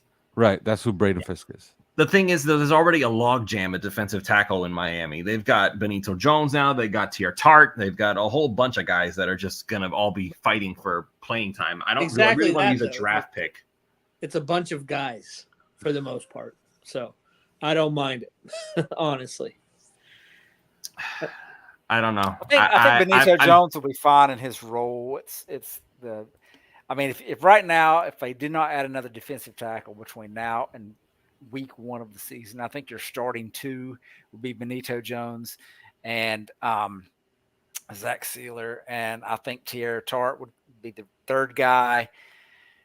I mean, do you feel comfortable with those guys? Do you want another guy to come in? I mean, I think some of these guys might be kind of maybe DT4 and developmental a little bit, and you get them some snaps. I mean, Christian Wilkins was a guy that absorbed a ton of snaps every year. He got like 800 and 900 every year.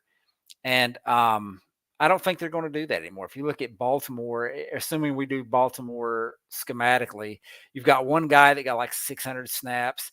Michael Pierce was the nose tackle. He got like 500 and some snaps or something like that. And then everybody else was like 300 or below, or at least percentile. They weren't very high. So it's really going to be, in a sense, a 2-man show. And it's going to be a lot of secondary. So, I mean, I would tend to lean toward the safety position over the defensive tackle here. But if you think you could get one a little bit later, I'm fine with that. Yeah, I mean, this is kind of like a point of no return pick at this point, considering the next one would be at 158 for you. Looking at the defensive players on the board between Fisk and like a safety, I'm tempted to go more in the direction of Braden Fisk just because of the type of defensive lineman that he is, and that he's going to be bolstering more so your pass rush in up front on the defensive side, which I get once you have Chubb and once you have Phillips and you have Sealer, who was your team leader in sacks last year from the middle. But the more really solid pass rushing ability you can add up front, and I think that's what Braden Fisk represents. I'm never going to say no to that, and I do like some of the safeties further down on the board. Even so, considering their history with safeties in the draft and being able to find guys a little bit later, I'm a little bit more confident that the team can find that guy later down in the draft. The question that I would have for the group would be, at what point is the value versus the risk worth taking Peyton Wilson? Nowhere. Okay. I'll tell you why. He's a really good player, okay, but he's just not available, and I don't think that this sport is for him. He's had 10 surgeries in 3 years. 10. That guy lives in the hospital. Think He's a about it. perfect fit. Think about it. The guy is having 3 surgeries a year. Can you imagine having 3 surgeries in a year? I don't even want to. You know? So remember, there's a reason why he's being mocked into late second round, third round. And this is a guy that was a clear-cut first-round talent. It's because nobody thinks he can play anymore. Like, they think that his body's broken down. All right. So we got to make a decision here because Ron's going to have to go home soon. You guys will just keep going after I go.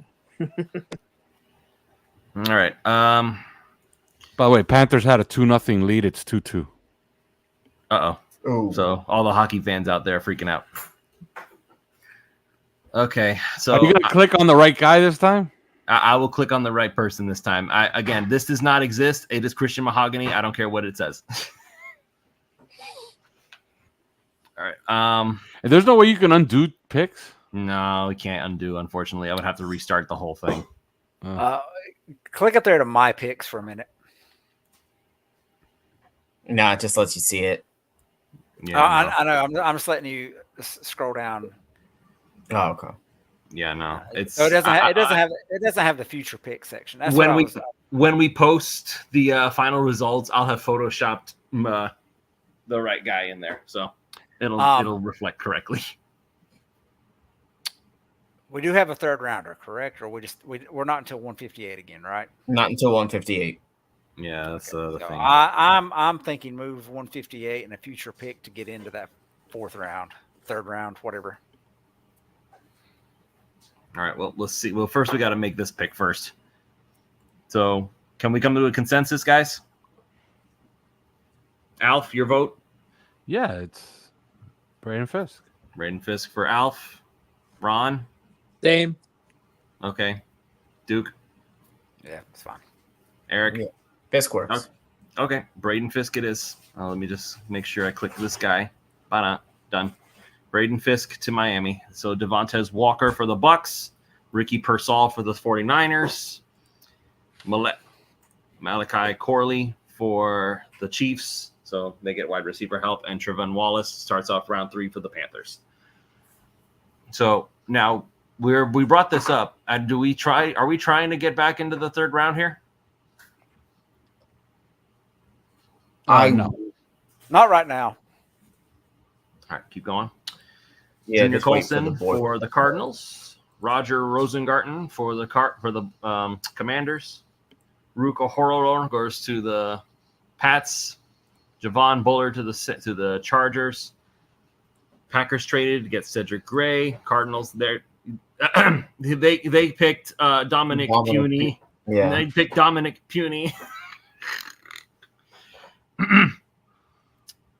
Cole Bishop for the Jets. So there goes that dream. That's a good draft pick right there. Yeah.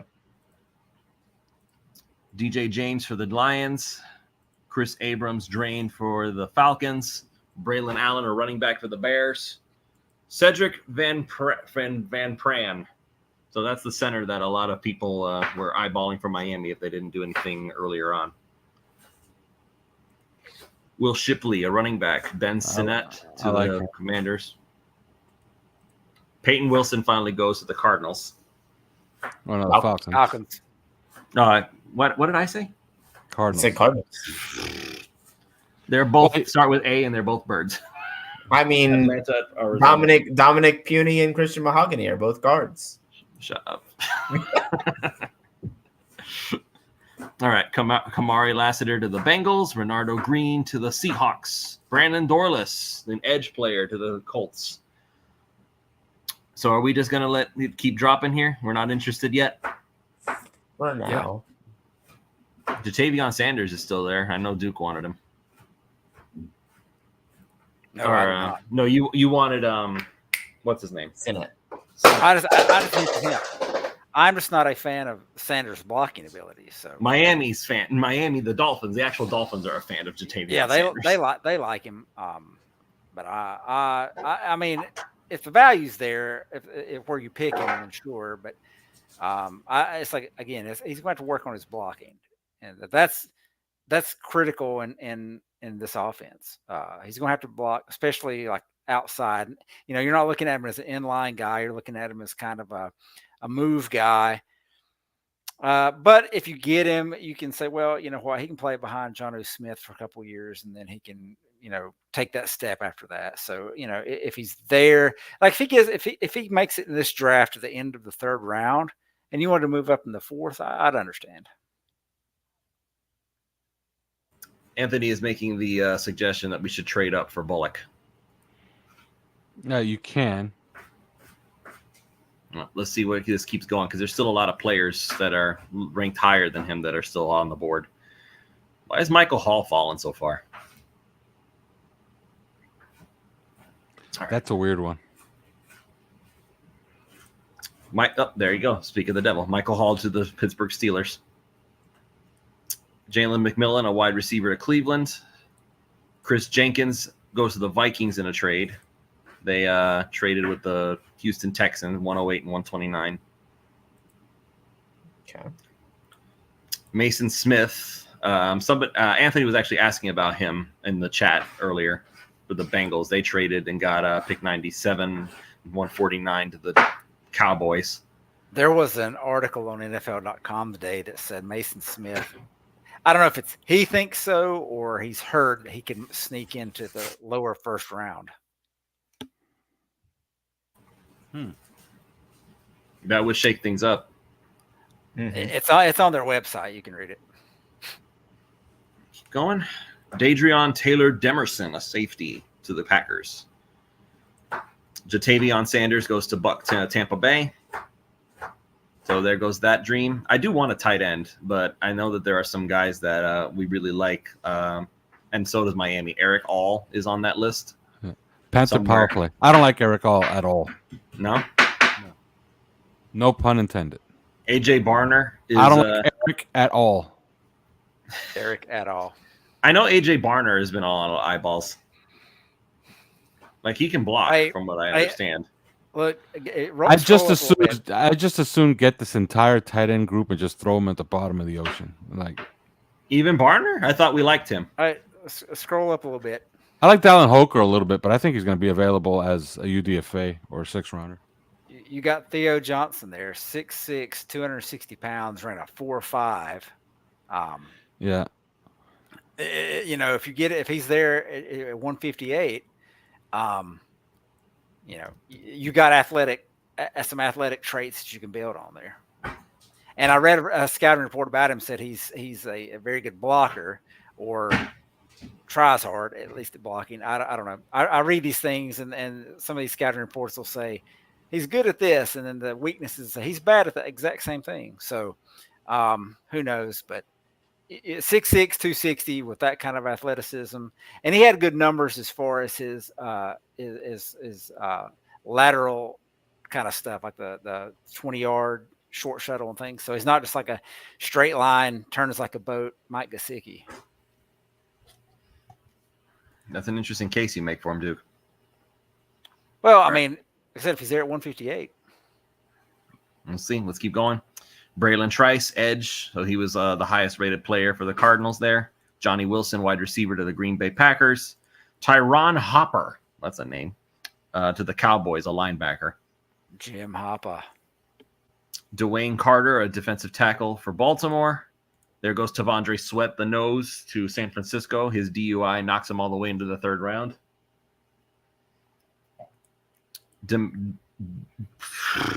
DeCamarion Richardson, a cornerback for Kansas City. All right, for third round's about to be over. Bo Braid, a safety for the Jaguars. McKinley Jackson, a defensive tackle for the Cowboys. What are our picks? What picks do we have left? We have 158 next. That's the next pick we have. Okay, we don't have ammunition to get in here. I mean, Well, who would you want to trade with, just so we can eyeball it? No, you want to get into the early hundreds.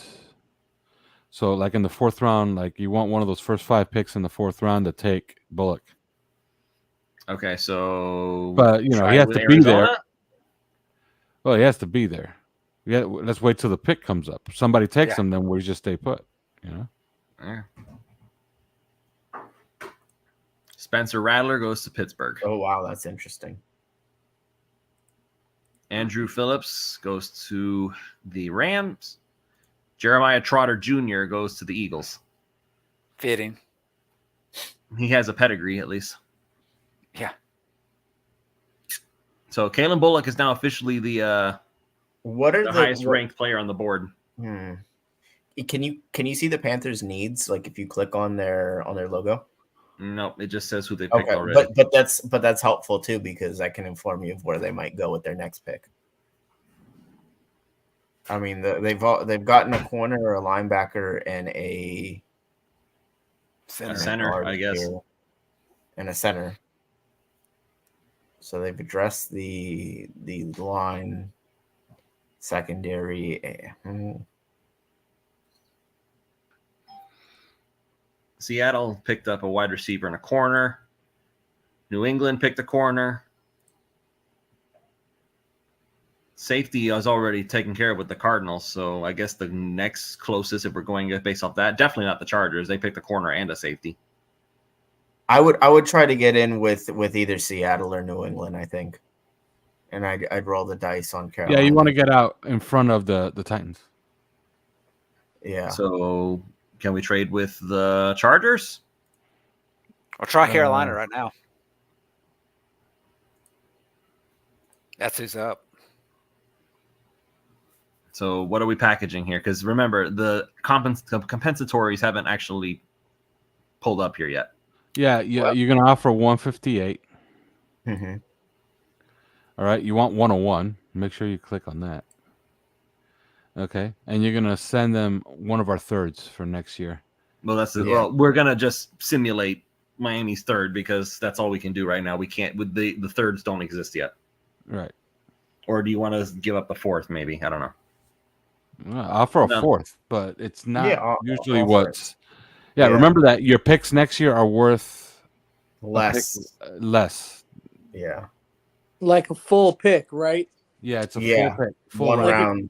Yeah. Even if it was the same exact number, say, which of course we don't know where people... a third rounder next year is worth a fourth rounder this year. Exactly, yeah. All right, I'll go ahead and click on the third one then. Let's see. And trade accepted. We're up with the Panthers, and here's where you take we get Kalen Bullock. So Saints want to give us a whole bunch of picks. Yeah, okay. Reject. I mean, I like it. No. So Kalen Bullock it is. Yep. Did you click on Kalen Bullock? I clicked on Kalen Bullock. See, it's all in Dolphins colors right here. I'm never going to let that go. So Anthony's happy. We got Kalen Bullock. Let's keep moving. Layden Robinson, guard for the Seahawks. Jamari Thrash. I know there was a lot of talk about him. Wide receiver goes to the Patriots. Isn't he just Devontae Parker again? Not necessarily. All right. Austin Booker, the edge, goes to the Cardinals. Theo Johnson. Sorry, Duke. Wow. to the Chargers. Went early. Delmar Glaze, tackle, goes to the Titans. So we still don't have it. They picked 2 tackles now. Mm-hmm. They need it. Jermaine Burton goes to the Giants. James Williams traded with the Vikings. And they get James. That was your pick. Javon Solomon, an edge. Brendan Rice, wide receiver. Jacob Cowing, wide receiver. Kieran, nope, not even going to try. The tackle from Yale. The Yale guy. Like a DJ? Is that how you say it? Exactly what he said. That's my best guess. A mega DJ. A mega DJ. Lock that a mega DJ. Like wicked. All right. Yeah, not just a super DJ, a mega DJ. A mega DJ. Tyrese Knight, Leonard It's late. Taylor. It's late, and I'm a dad joke connoisseur. So Leonard Taylor, defensive tackle out of Miami, so goes to the Saints when they traded up for him. So, Alf, he's a Miami Hurricane. Any thoughts on him? Not good. Not good. Okay, so not a good trade up for the Saints. All right, Brandon Coleman, a guard, goes to the Bengals. Bucky Irving, running back, goes to Jacksonville. The Cardinals just traded up to get Josh Newton, a corner. Kalen King, I'd heard about. He was being mocked in really late rounds in other simulators. He's slow. So he goes to the Seahawks. I'll tell you, Blake Fisher's still there. Malik Mustafa is still there. Mm-hmm. You know who else is still there? Matt Lee is still there, the center from UM. James Williams is still there. Mo Kamara is still there. James Williams was gone. Oh, James Williams went? Yeah, he's gone. Yeah, he went to at 107 Texans. I think, or 108. Okay, there you go. Mo Kamara I really want Mo Kamara. Next pick is 184. just let it roll. Let it roll. Let it for now. Yeah. We got a while. Jordan Travis is a quarterback. Goes to the Commanders. I keep wanting to say Redskins. The Commanders. Michael Pratt, another quarterback, goes to Denver. Jonah Ellis, edge to the Bears. Daquan Hardy, Blake Fish. There goes Blake Fisher to the 49ers. So that's off the board. Now, if I'm doing anything, if I'm eyeballing anything at this point, there's a lot of tight ends. Makai Wingo is also there. Yep. I'm still in the Miami has enough defensive tackles camp at this point, especially now that we've already went ahead and we drafted Braden Fisk. If anything, I'm looking at an edge player now. I really, really want an edge. And if Mo Kamara's it, then I'm kind of banging the table for him at this point. I'll tell you why this thing is broken. Javon Baker is still there. There's not a chance in hell he makes it out of the third round. And in fact, I think Javon Baker might go in the second round. Oh, this is based on whatever the big board is at Pro Football Network, and they're. And by the way, I think Javon Baker is in play for 55 for Miami. They visited with him, and they had a visit with him in season, and they had scouts out to see him all year, and they followed him from when he was a transfer from Alabama. Javon Baker's a really nice player. Ooh, Zach Zinter still on the board there, but they already went. Isn't Zinter really bad on his measurables though? As far as his speed, his agility, that doesn't really match what Miami needs, right? No, he got hurt in the season, so I don't think he tested any or has tested yet. That I know. Because I usually look at what's his name, Kentley Platt's agility scores and whatever. I can't remember what the exact thing is called, but he did not score well. All right, let's keep going. Jared Wiley, tight end, went to the Bucks. Chow Smith-Wade, corner, to the Packers. Audric Asim, running back, to the Texans. Luke McCaffrey went to Buffalo. I was hoping that Miami could sneak back in and get McCaffrey, if only because there is some in my mind. Usually, there's something to be said about pedigree. Not always, but that McCaffrey name, man. And this mock, Buffalo's taken 2 wide receivers, and I'll be honest, I think McCaffrey might end up being better than the first one. I agree. Although Luke McCaffrey, he's essentially River Craycraft. He's River Craycraft. That's what he is. I mean, he might be River Craycraft now, but River Craycraft has also shown he can play when he's given the opportunity.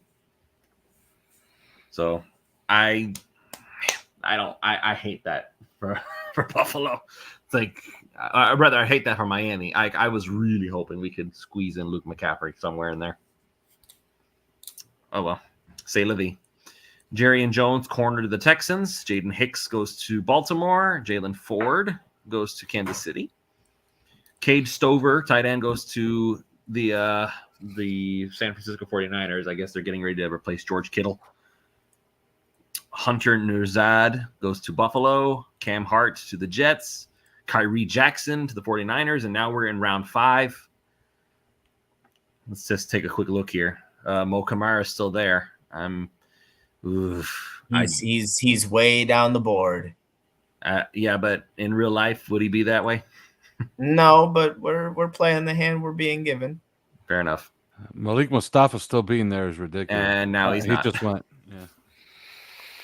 So Colts actually. That's it, and that's a 4-way trade. And that's interesting. The Colts get him, and the guy who he's most compared to is Bob Sanders, former Colt legend. So that makes sense. A little bit of symmetry. Bob Sanders. Another Malik Washington goes to the Panthers. Jarvis Brownlee goes to the Bucks. Mason McCormick goes to the Commanders, so that's another guard. There goes Javon Baker finally to the Chargers.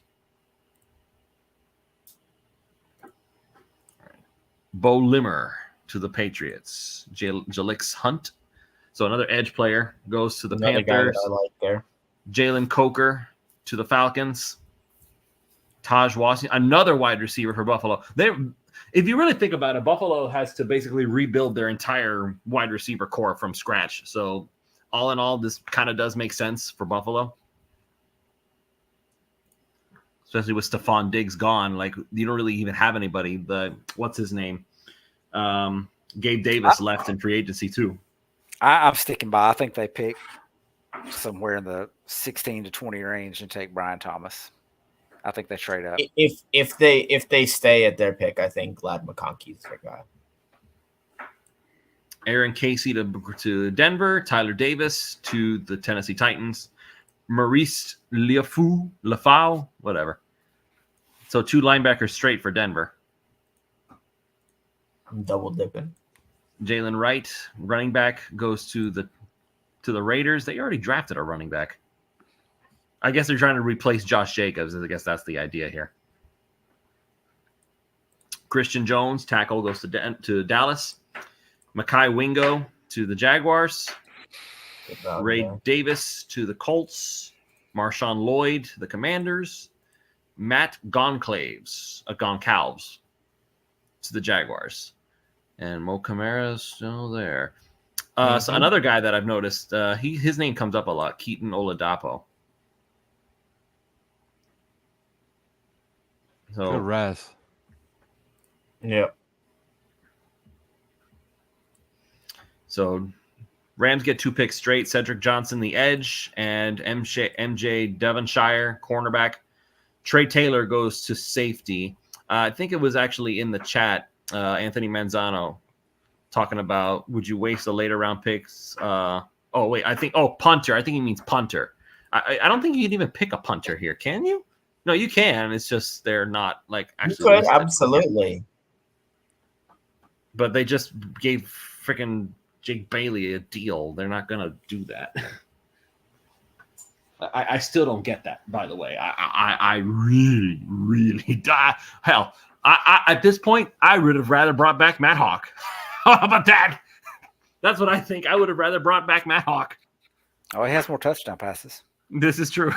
He's contributed more to the Dolphins over the years. Like, I would rather have Matt Hawk. Oh, God, Jake Bailey. All right, Elijah Jones, corner, goes to Minnesota. Jaheim Bell to the Panthers. Johnny Dixon, Tyke Smith, Isaiah Davis, Dylan Lobb, Joe Milton. Are any of these names that we're looking at here somebody that you're really eyeballing? No. No? Not at the moment. I know that the Dolphins have been looking at this guy, Isaac Yorendo. Mm-hmm. Fast. Big. Oh, is he? 6 feet, Yeah, 221. 9.9. And he ran a 4.3. Yeah. Yeah. If you pick him But up, he's your Jeff Wilson replacement. But Jeff Wilson's still on the team, though, so I don't think he's going That's what I'm saying. yet. That's what I'm saying. You draft him to be that bigger guy, but All right, Jordan Jefferson goes to Detroit. Zach Zinter finally comes off the board, goes to Baltimore. a late round running back that I like, that I've actually watched personally, is Kamani Vidal. Out of Troy. He put up 200 plus yards and 5 touchdowns on Appalachian State in the Sun Belt Championship game. 5'7", 213. He's bulky. He's Short, but he's bulky. He's basically, from what I've read about him and what I understand, he's a guy he's going to get what's blocked. So I think he would work as a guy. It'd be a special teamer to start with, guy that you could work in the rotation. But he's small in stature, but he's thickly built. So, if he's there in round 7 or whatever, yeah, sure, why not? All right, let's keep going. There goes Keaton Oladapo to the Giants. Keith Randolph goes to the Vikings. Jaguars get some picks. Curtis Jacobs, linebacker. Isaiah Adams goes to Green Bay, a guard. Another guard, Satoa Lamo. God, these names. I'm not like phonics fail me when it comes to these names. Satoa Laumia. 1, 2, 3, 4, 5, 6, 7, 8, 9, 10. Okay, but with this in the simulator though, they get a bunch of extras. And I still think about this quite often, is that the hype for Tua Tagovailoa started in that national championship game and built for 2 more seasons. And everyone knew he was going to get drafted, and Roger Goodell had all that time to learn his name and still got it wrong. Mhm. Yes. Jarius Monroe, corner for the Eagles, and then they pick it right again. They get Jalen Carley's safety. Javon Foster finally goes. I know that he's a name that he keeps popping up a lot, especially in Pro Football Focus's drafts. Thomas Harper, safety to the Cowboys. Evan Williams goes to the Saints, another safety. Kenny Logan Jr., another safety That's to the a name. 49ers. So we're finally coming up again. We're at 184. We have 3 picks left. We don't like Eric Hall, we said, so he's not. He's still on the board though. Mo Kamara is still there. I'm shocked, to be honest. I don't think this is definitely not going to be accurate to what's actually going to happen on draft day. I'll be stunned. But if this is me, I'm absolutely going for Mo Kamara at this point. Like, no questions asked. Okay, let's do it. Yeah, Let's I think see. that's probably Do the we right take- pick if he's there. Do we take the chance? Do we just keep going? Just keep going. Christian at this Boyd point. goes to the Vikings. Mhm. Willie Drew to the Steelers. Ladarius Henderson goes to the Seahawks. I don't know. I'm getting nervous. I mean, if there he's- goes Isaac Garendo. Never mind. Were you about to say something, Duke? I was going to say, if he's not there, look at Garendo, but Garendo's not there. DeAndre Prince, corner to the Chargers. Here he comes. Dylan McMahon, guard to the Titans. Quantez Stiggers goes to the Patriots. Nice And there cornerback. you go. Collect your prize, Lewis. Out of For your CFL. picks. Quantez Stiggers was the rookie of the year in the CFL last year So why does he have to go to the draft? because he has eligibility left. And when you go to the CFL, it doesn't have anything to do with the NFL. Did not know that. Okay, learn something new every day. Liam Eichenberg's brother's still on the board. Ha ha ha ha ha. No. Enough Eichenbergs already. I think I did pick him in one mock, but that's when I had a lot of picks. We're going to collect them all. We've got a ton of Jalen's, and now we're going to collect all the Eichenbergs as well. This is not Pokemon, Duke. We're not going to catch them all. All right, let's get Kamara. Okay, so just straight up, nobody wants to trade with us, so that's fine with me. I'm going to go ahead and grab him. Scroll all the way down here. This pick right now is being made in the middle of an Arby's commercial. I'm just letting you know. Yeah, for sure. Yeah. I mean, well, let's just, for the sake of argument, is there anybody on this list that you would look at over Mo Kamara? No. No. No. Are they better players? Maybe. But nah, Mo Kamara, good fit. It's a need, good player. You get everything in one. Okay, I Make never sure you draft realized him. just I'm got him hovered over Mo Kamara. I promise. There we go. But it's done.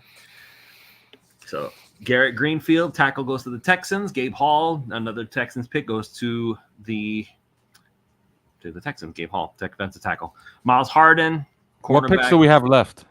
We only have 2 left, 198 and 205. Just Okay. what there's. I mean, at this point, I feel like we should 198, just what take else BPA or was- whatever it is. 205. Oh, Yeah, our last pick is 205. Yeah, our last pick. Let's save it for Talia Tagovailoa. You don't think he'll be? You really think he'll be? You think he'll be drafted, Alf? A lot of people saying he'll be gotten drafted. 7th round.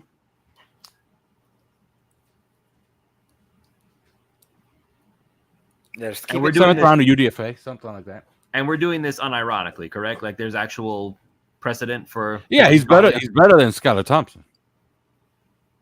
Well, he better be better than Skylar Thompson. But is he better than Mike White? I want him to be better than Mike White. You don't know unless you play him. This is true. Didn't And if even there's play anybody that. who wouldn't mind sitting behind the starter, it would be Talia and Tua. So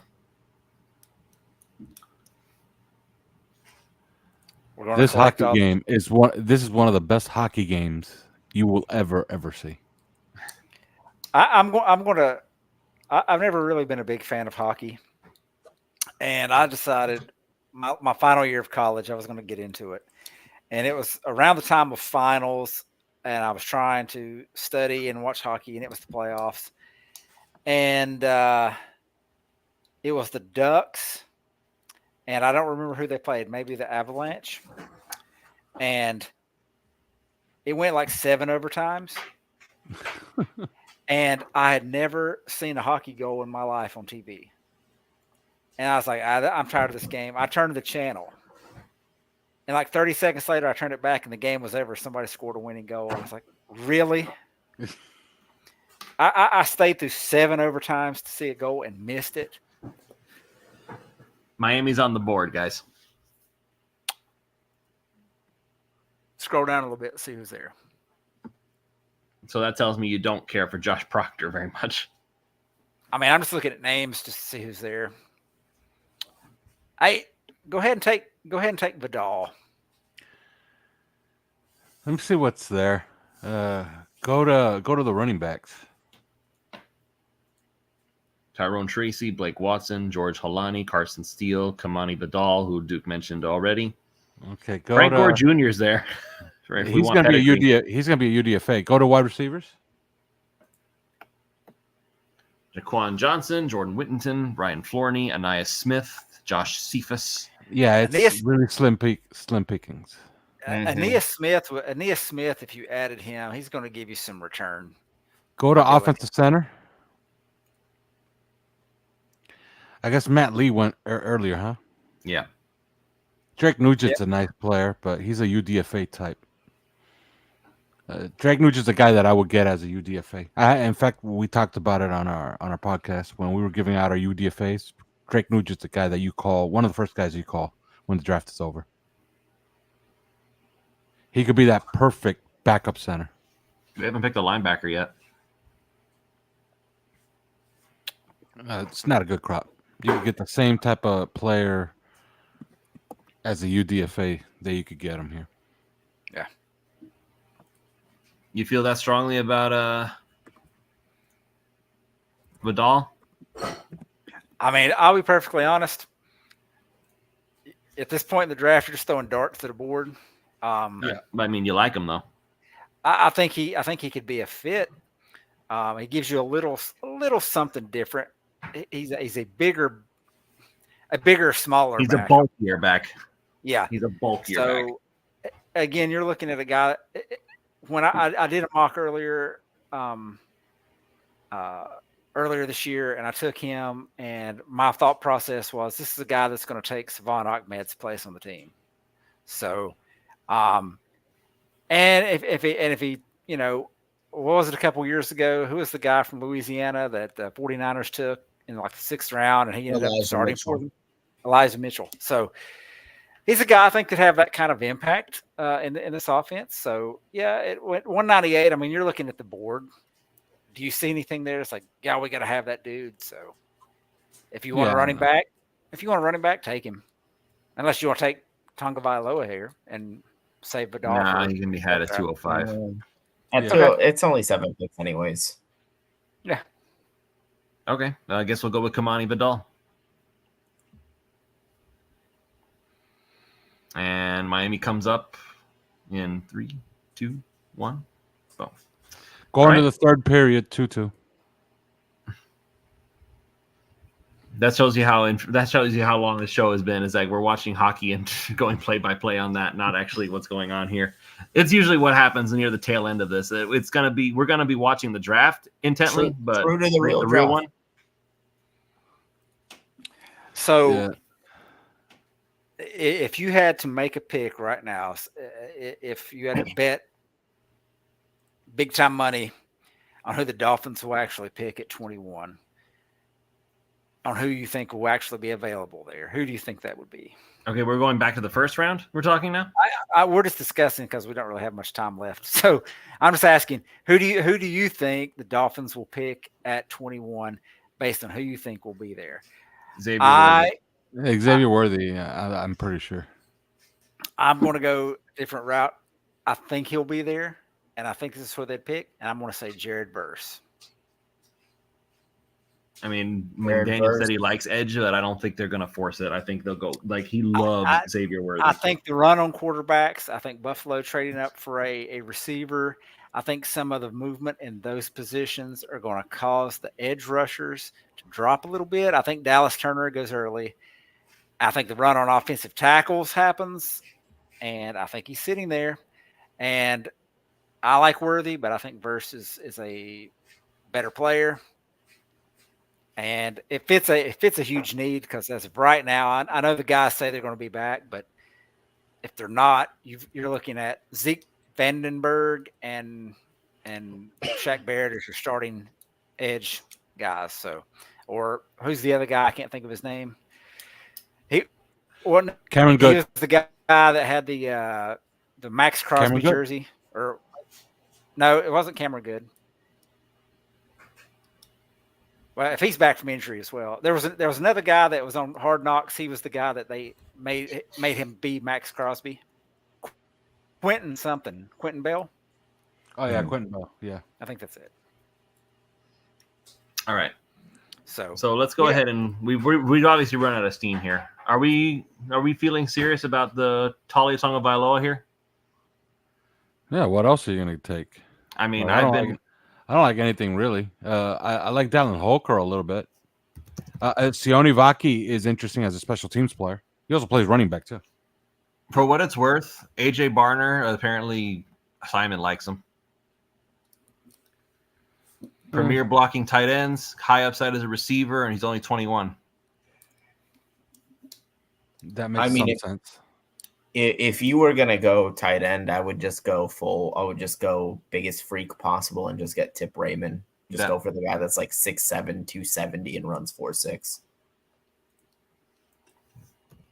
Well, he doesn't really fit the scheme per se, though. That's the thing.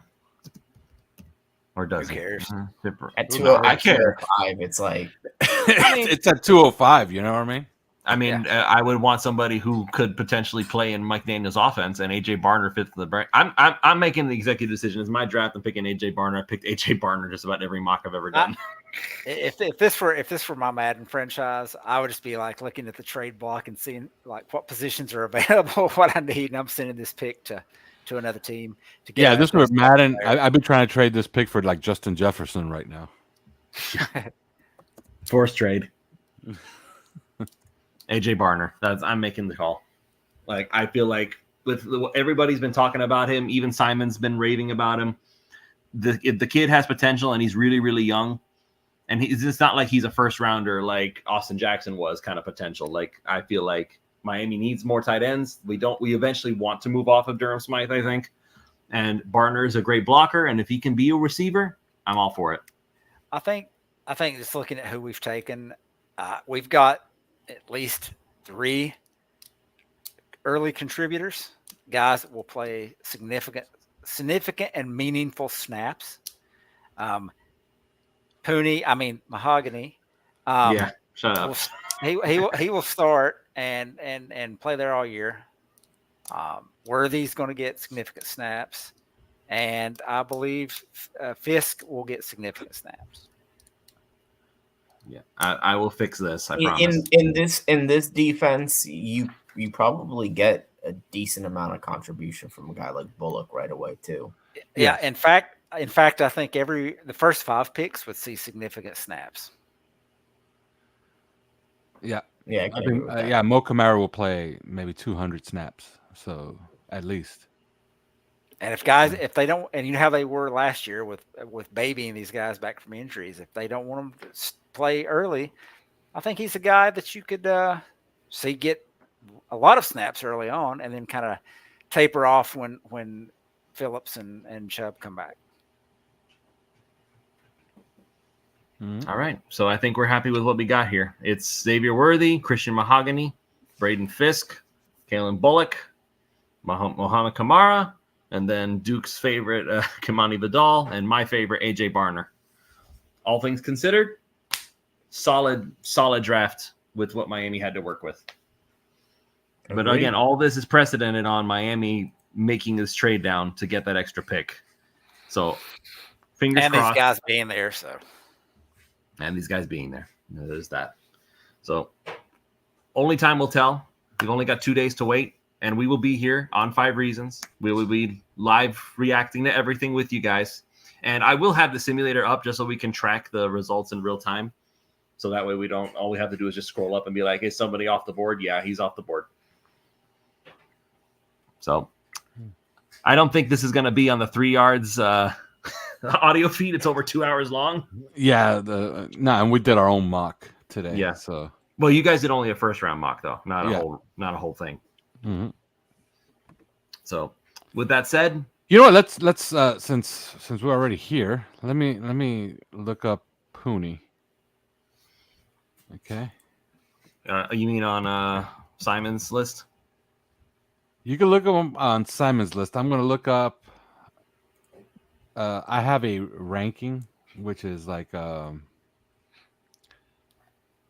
it's a thing where it's hard to explain, but it's a ranking that comes out of the combine, and it's a composite of all of the draft nicks: Mel Kiper, Daniel Jeremiah, Lance Zierlein, Dane Brugler. Right? I'm looking at it, and they have. Okay, out of all the guards, he's not listed. Okay.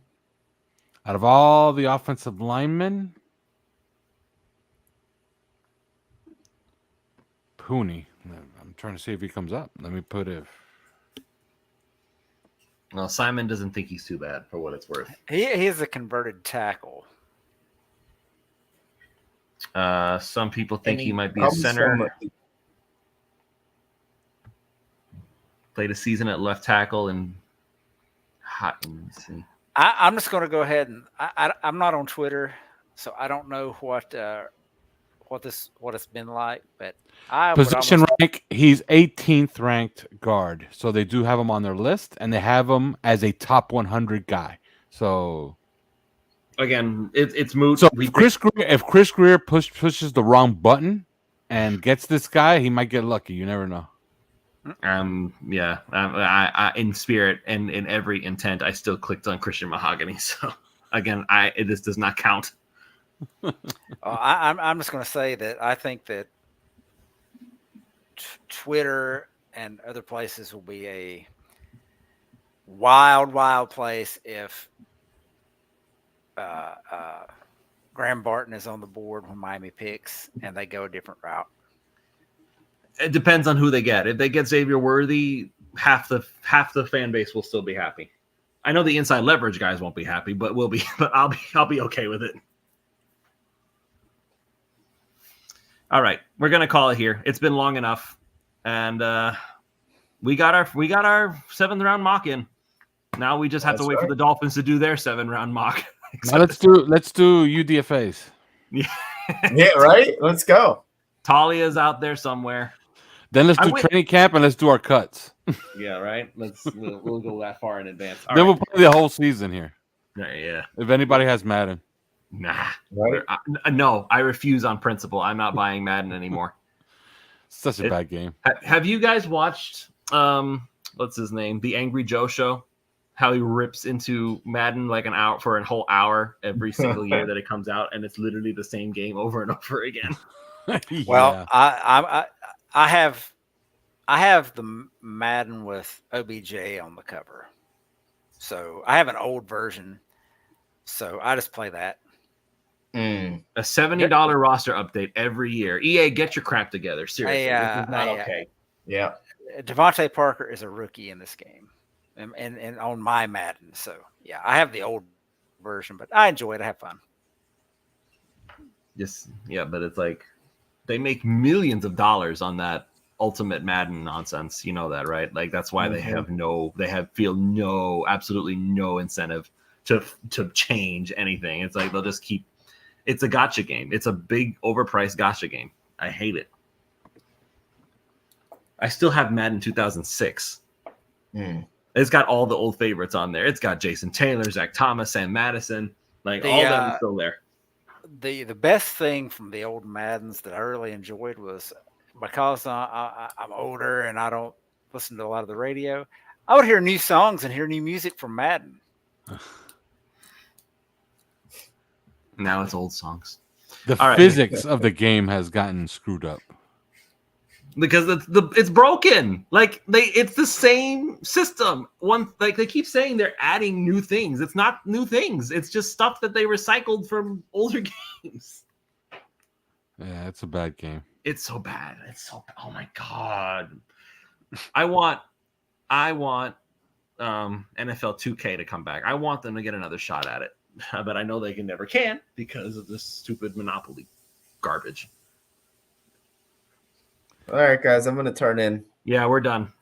Everybody, thank you for joining us. Go to Prize Picks, use the promo code, go to Jersey 305, use that same promo code, get some discounts, go get some money. We're done. We'll see you all next time. All right.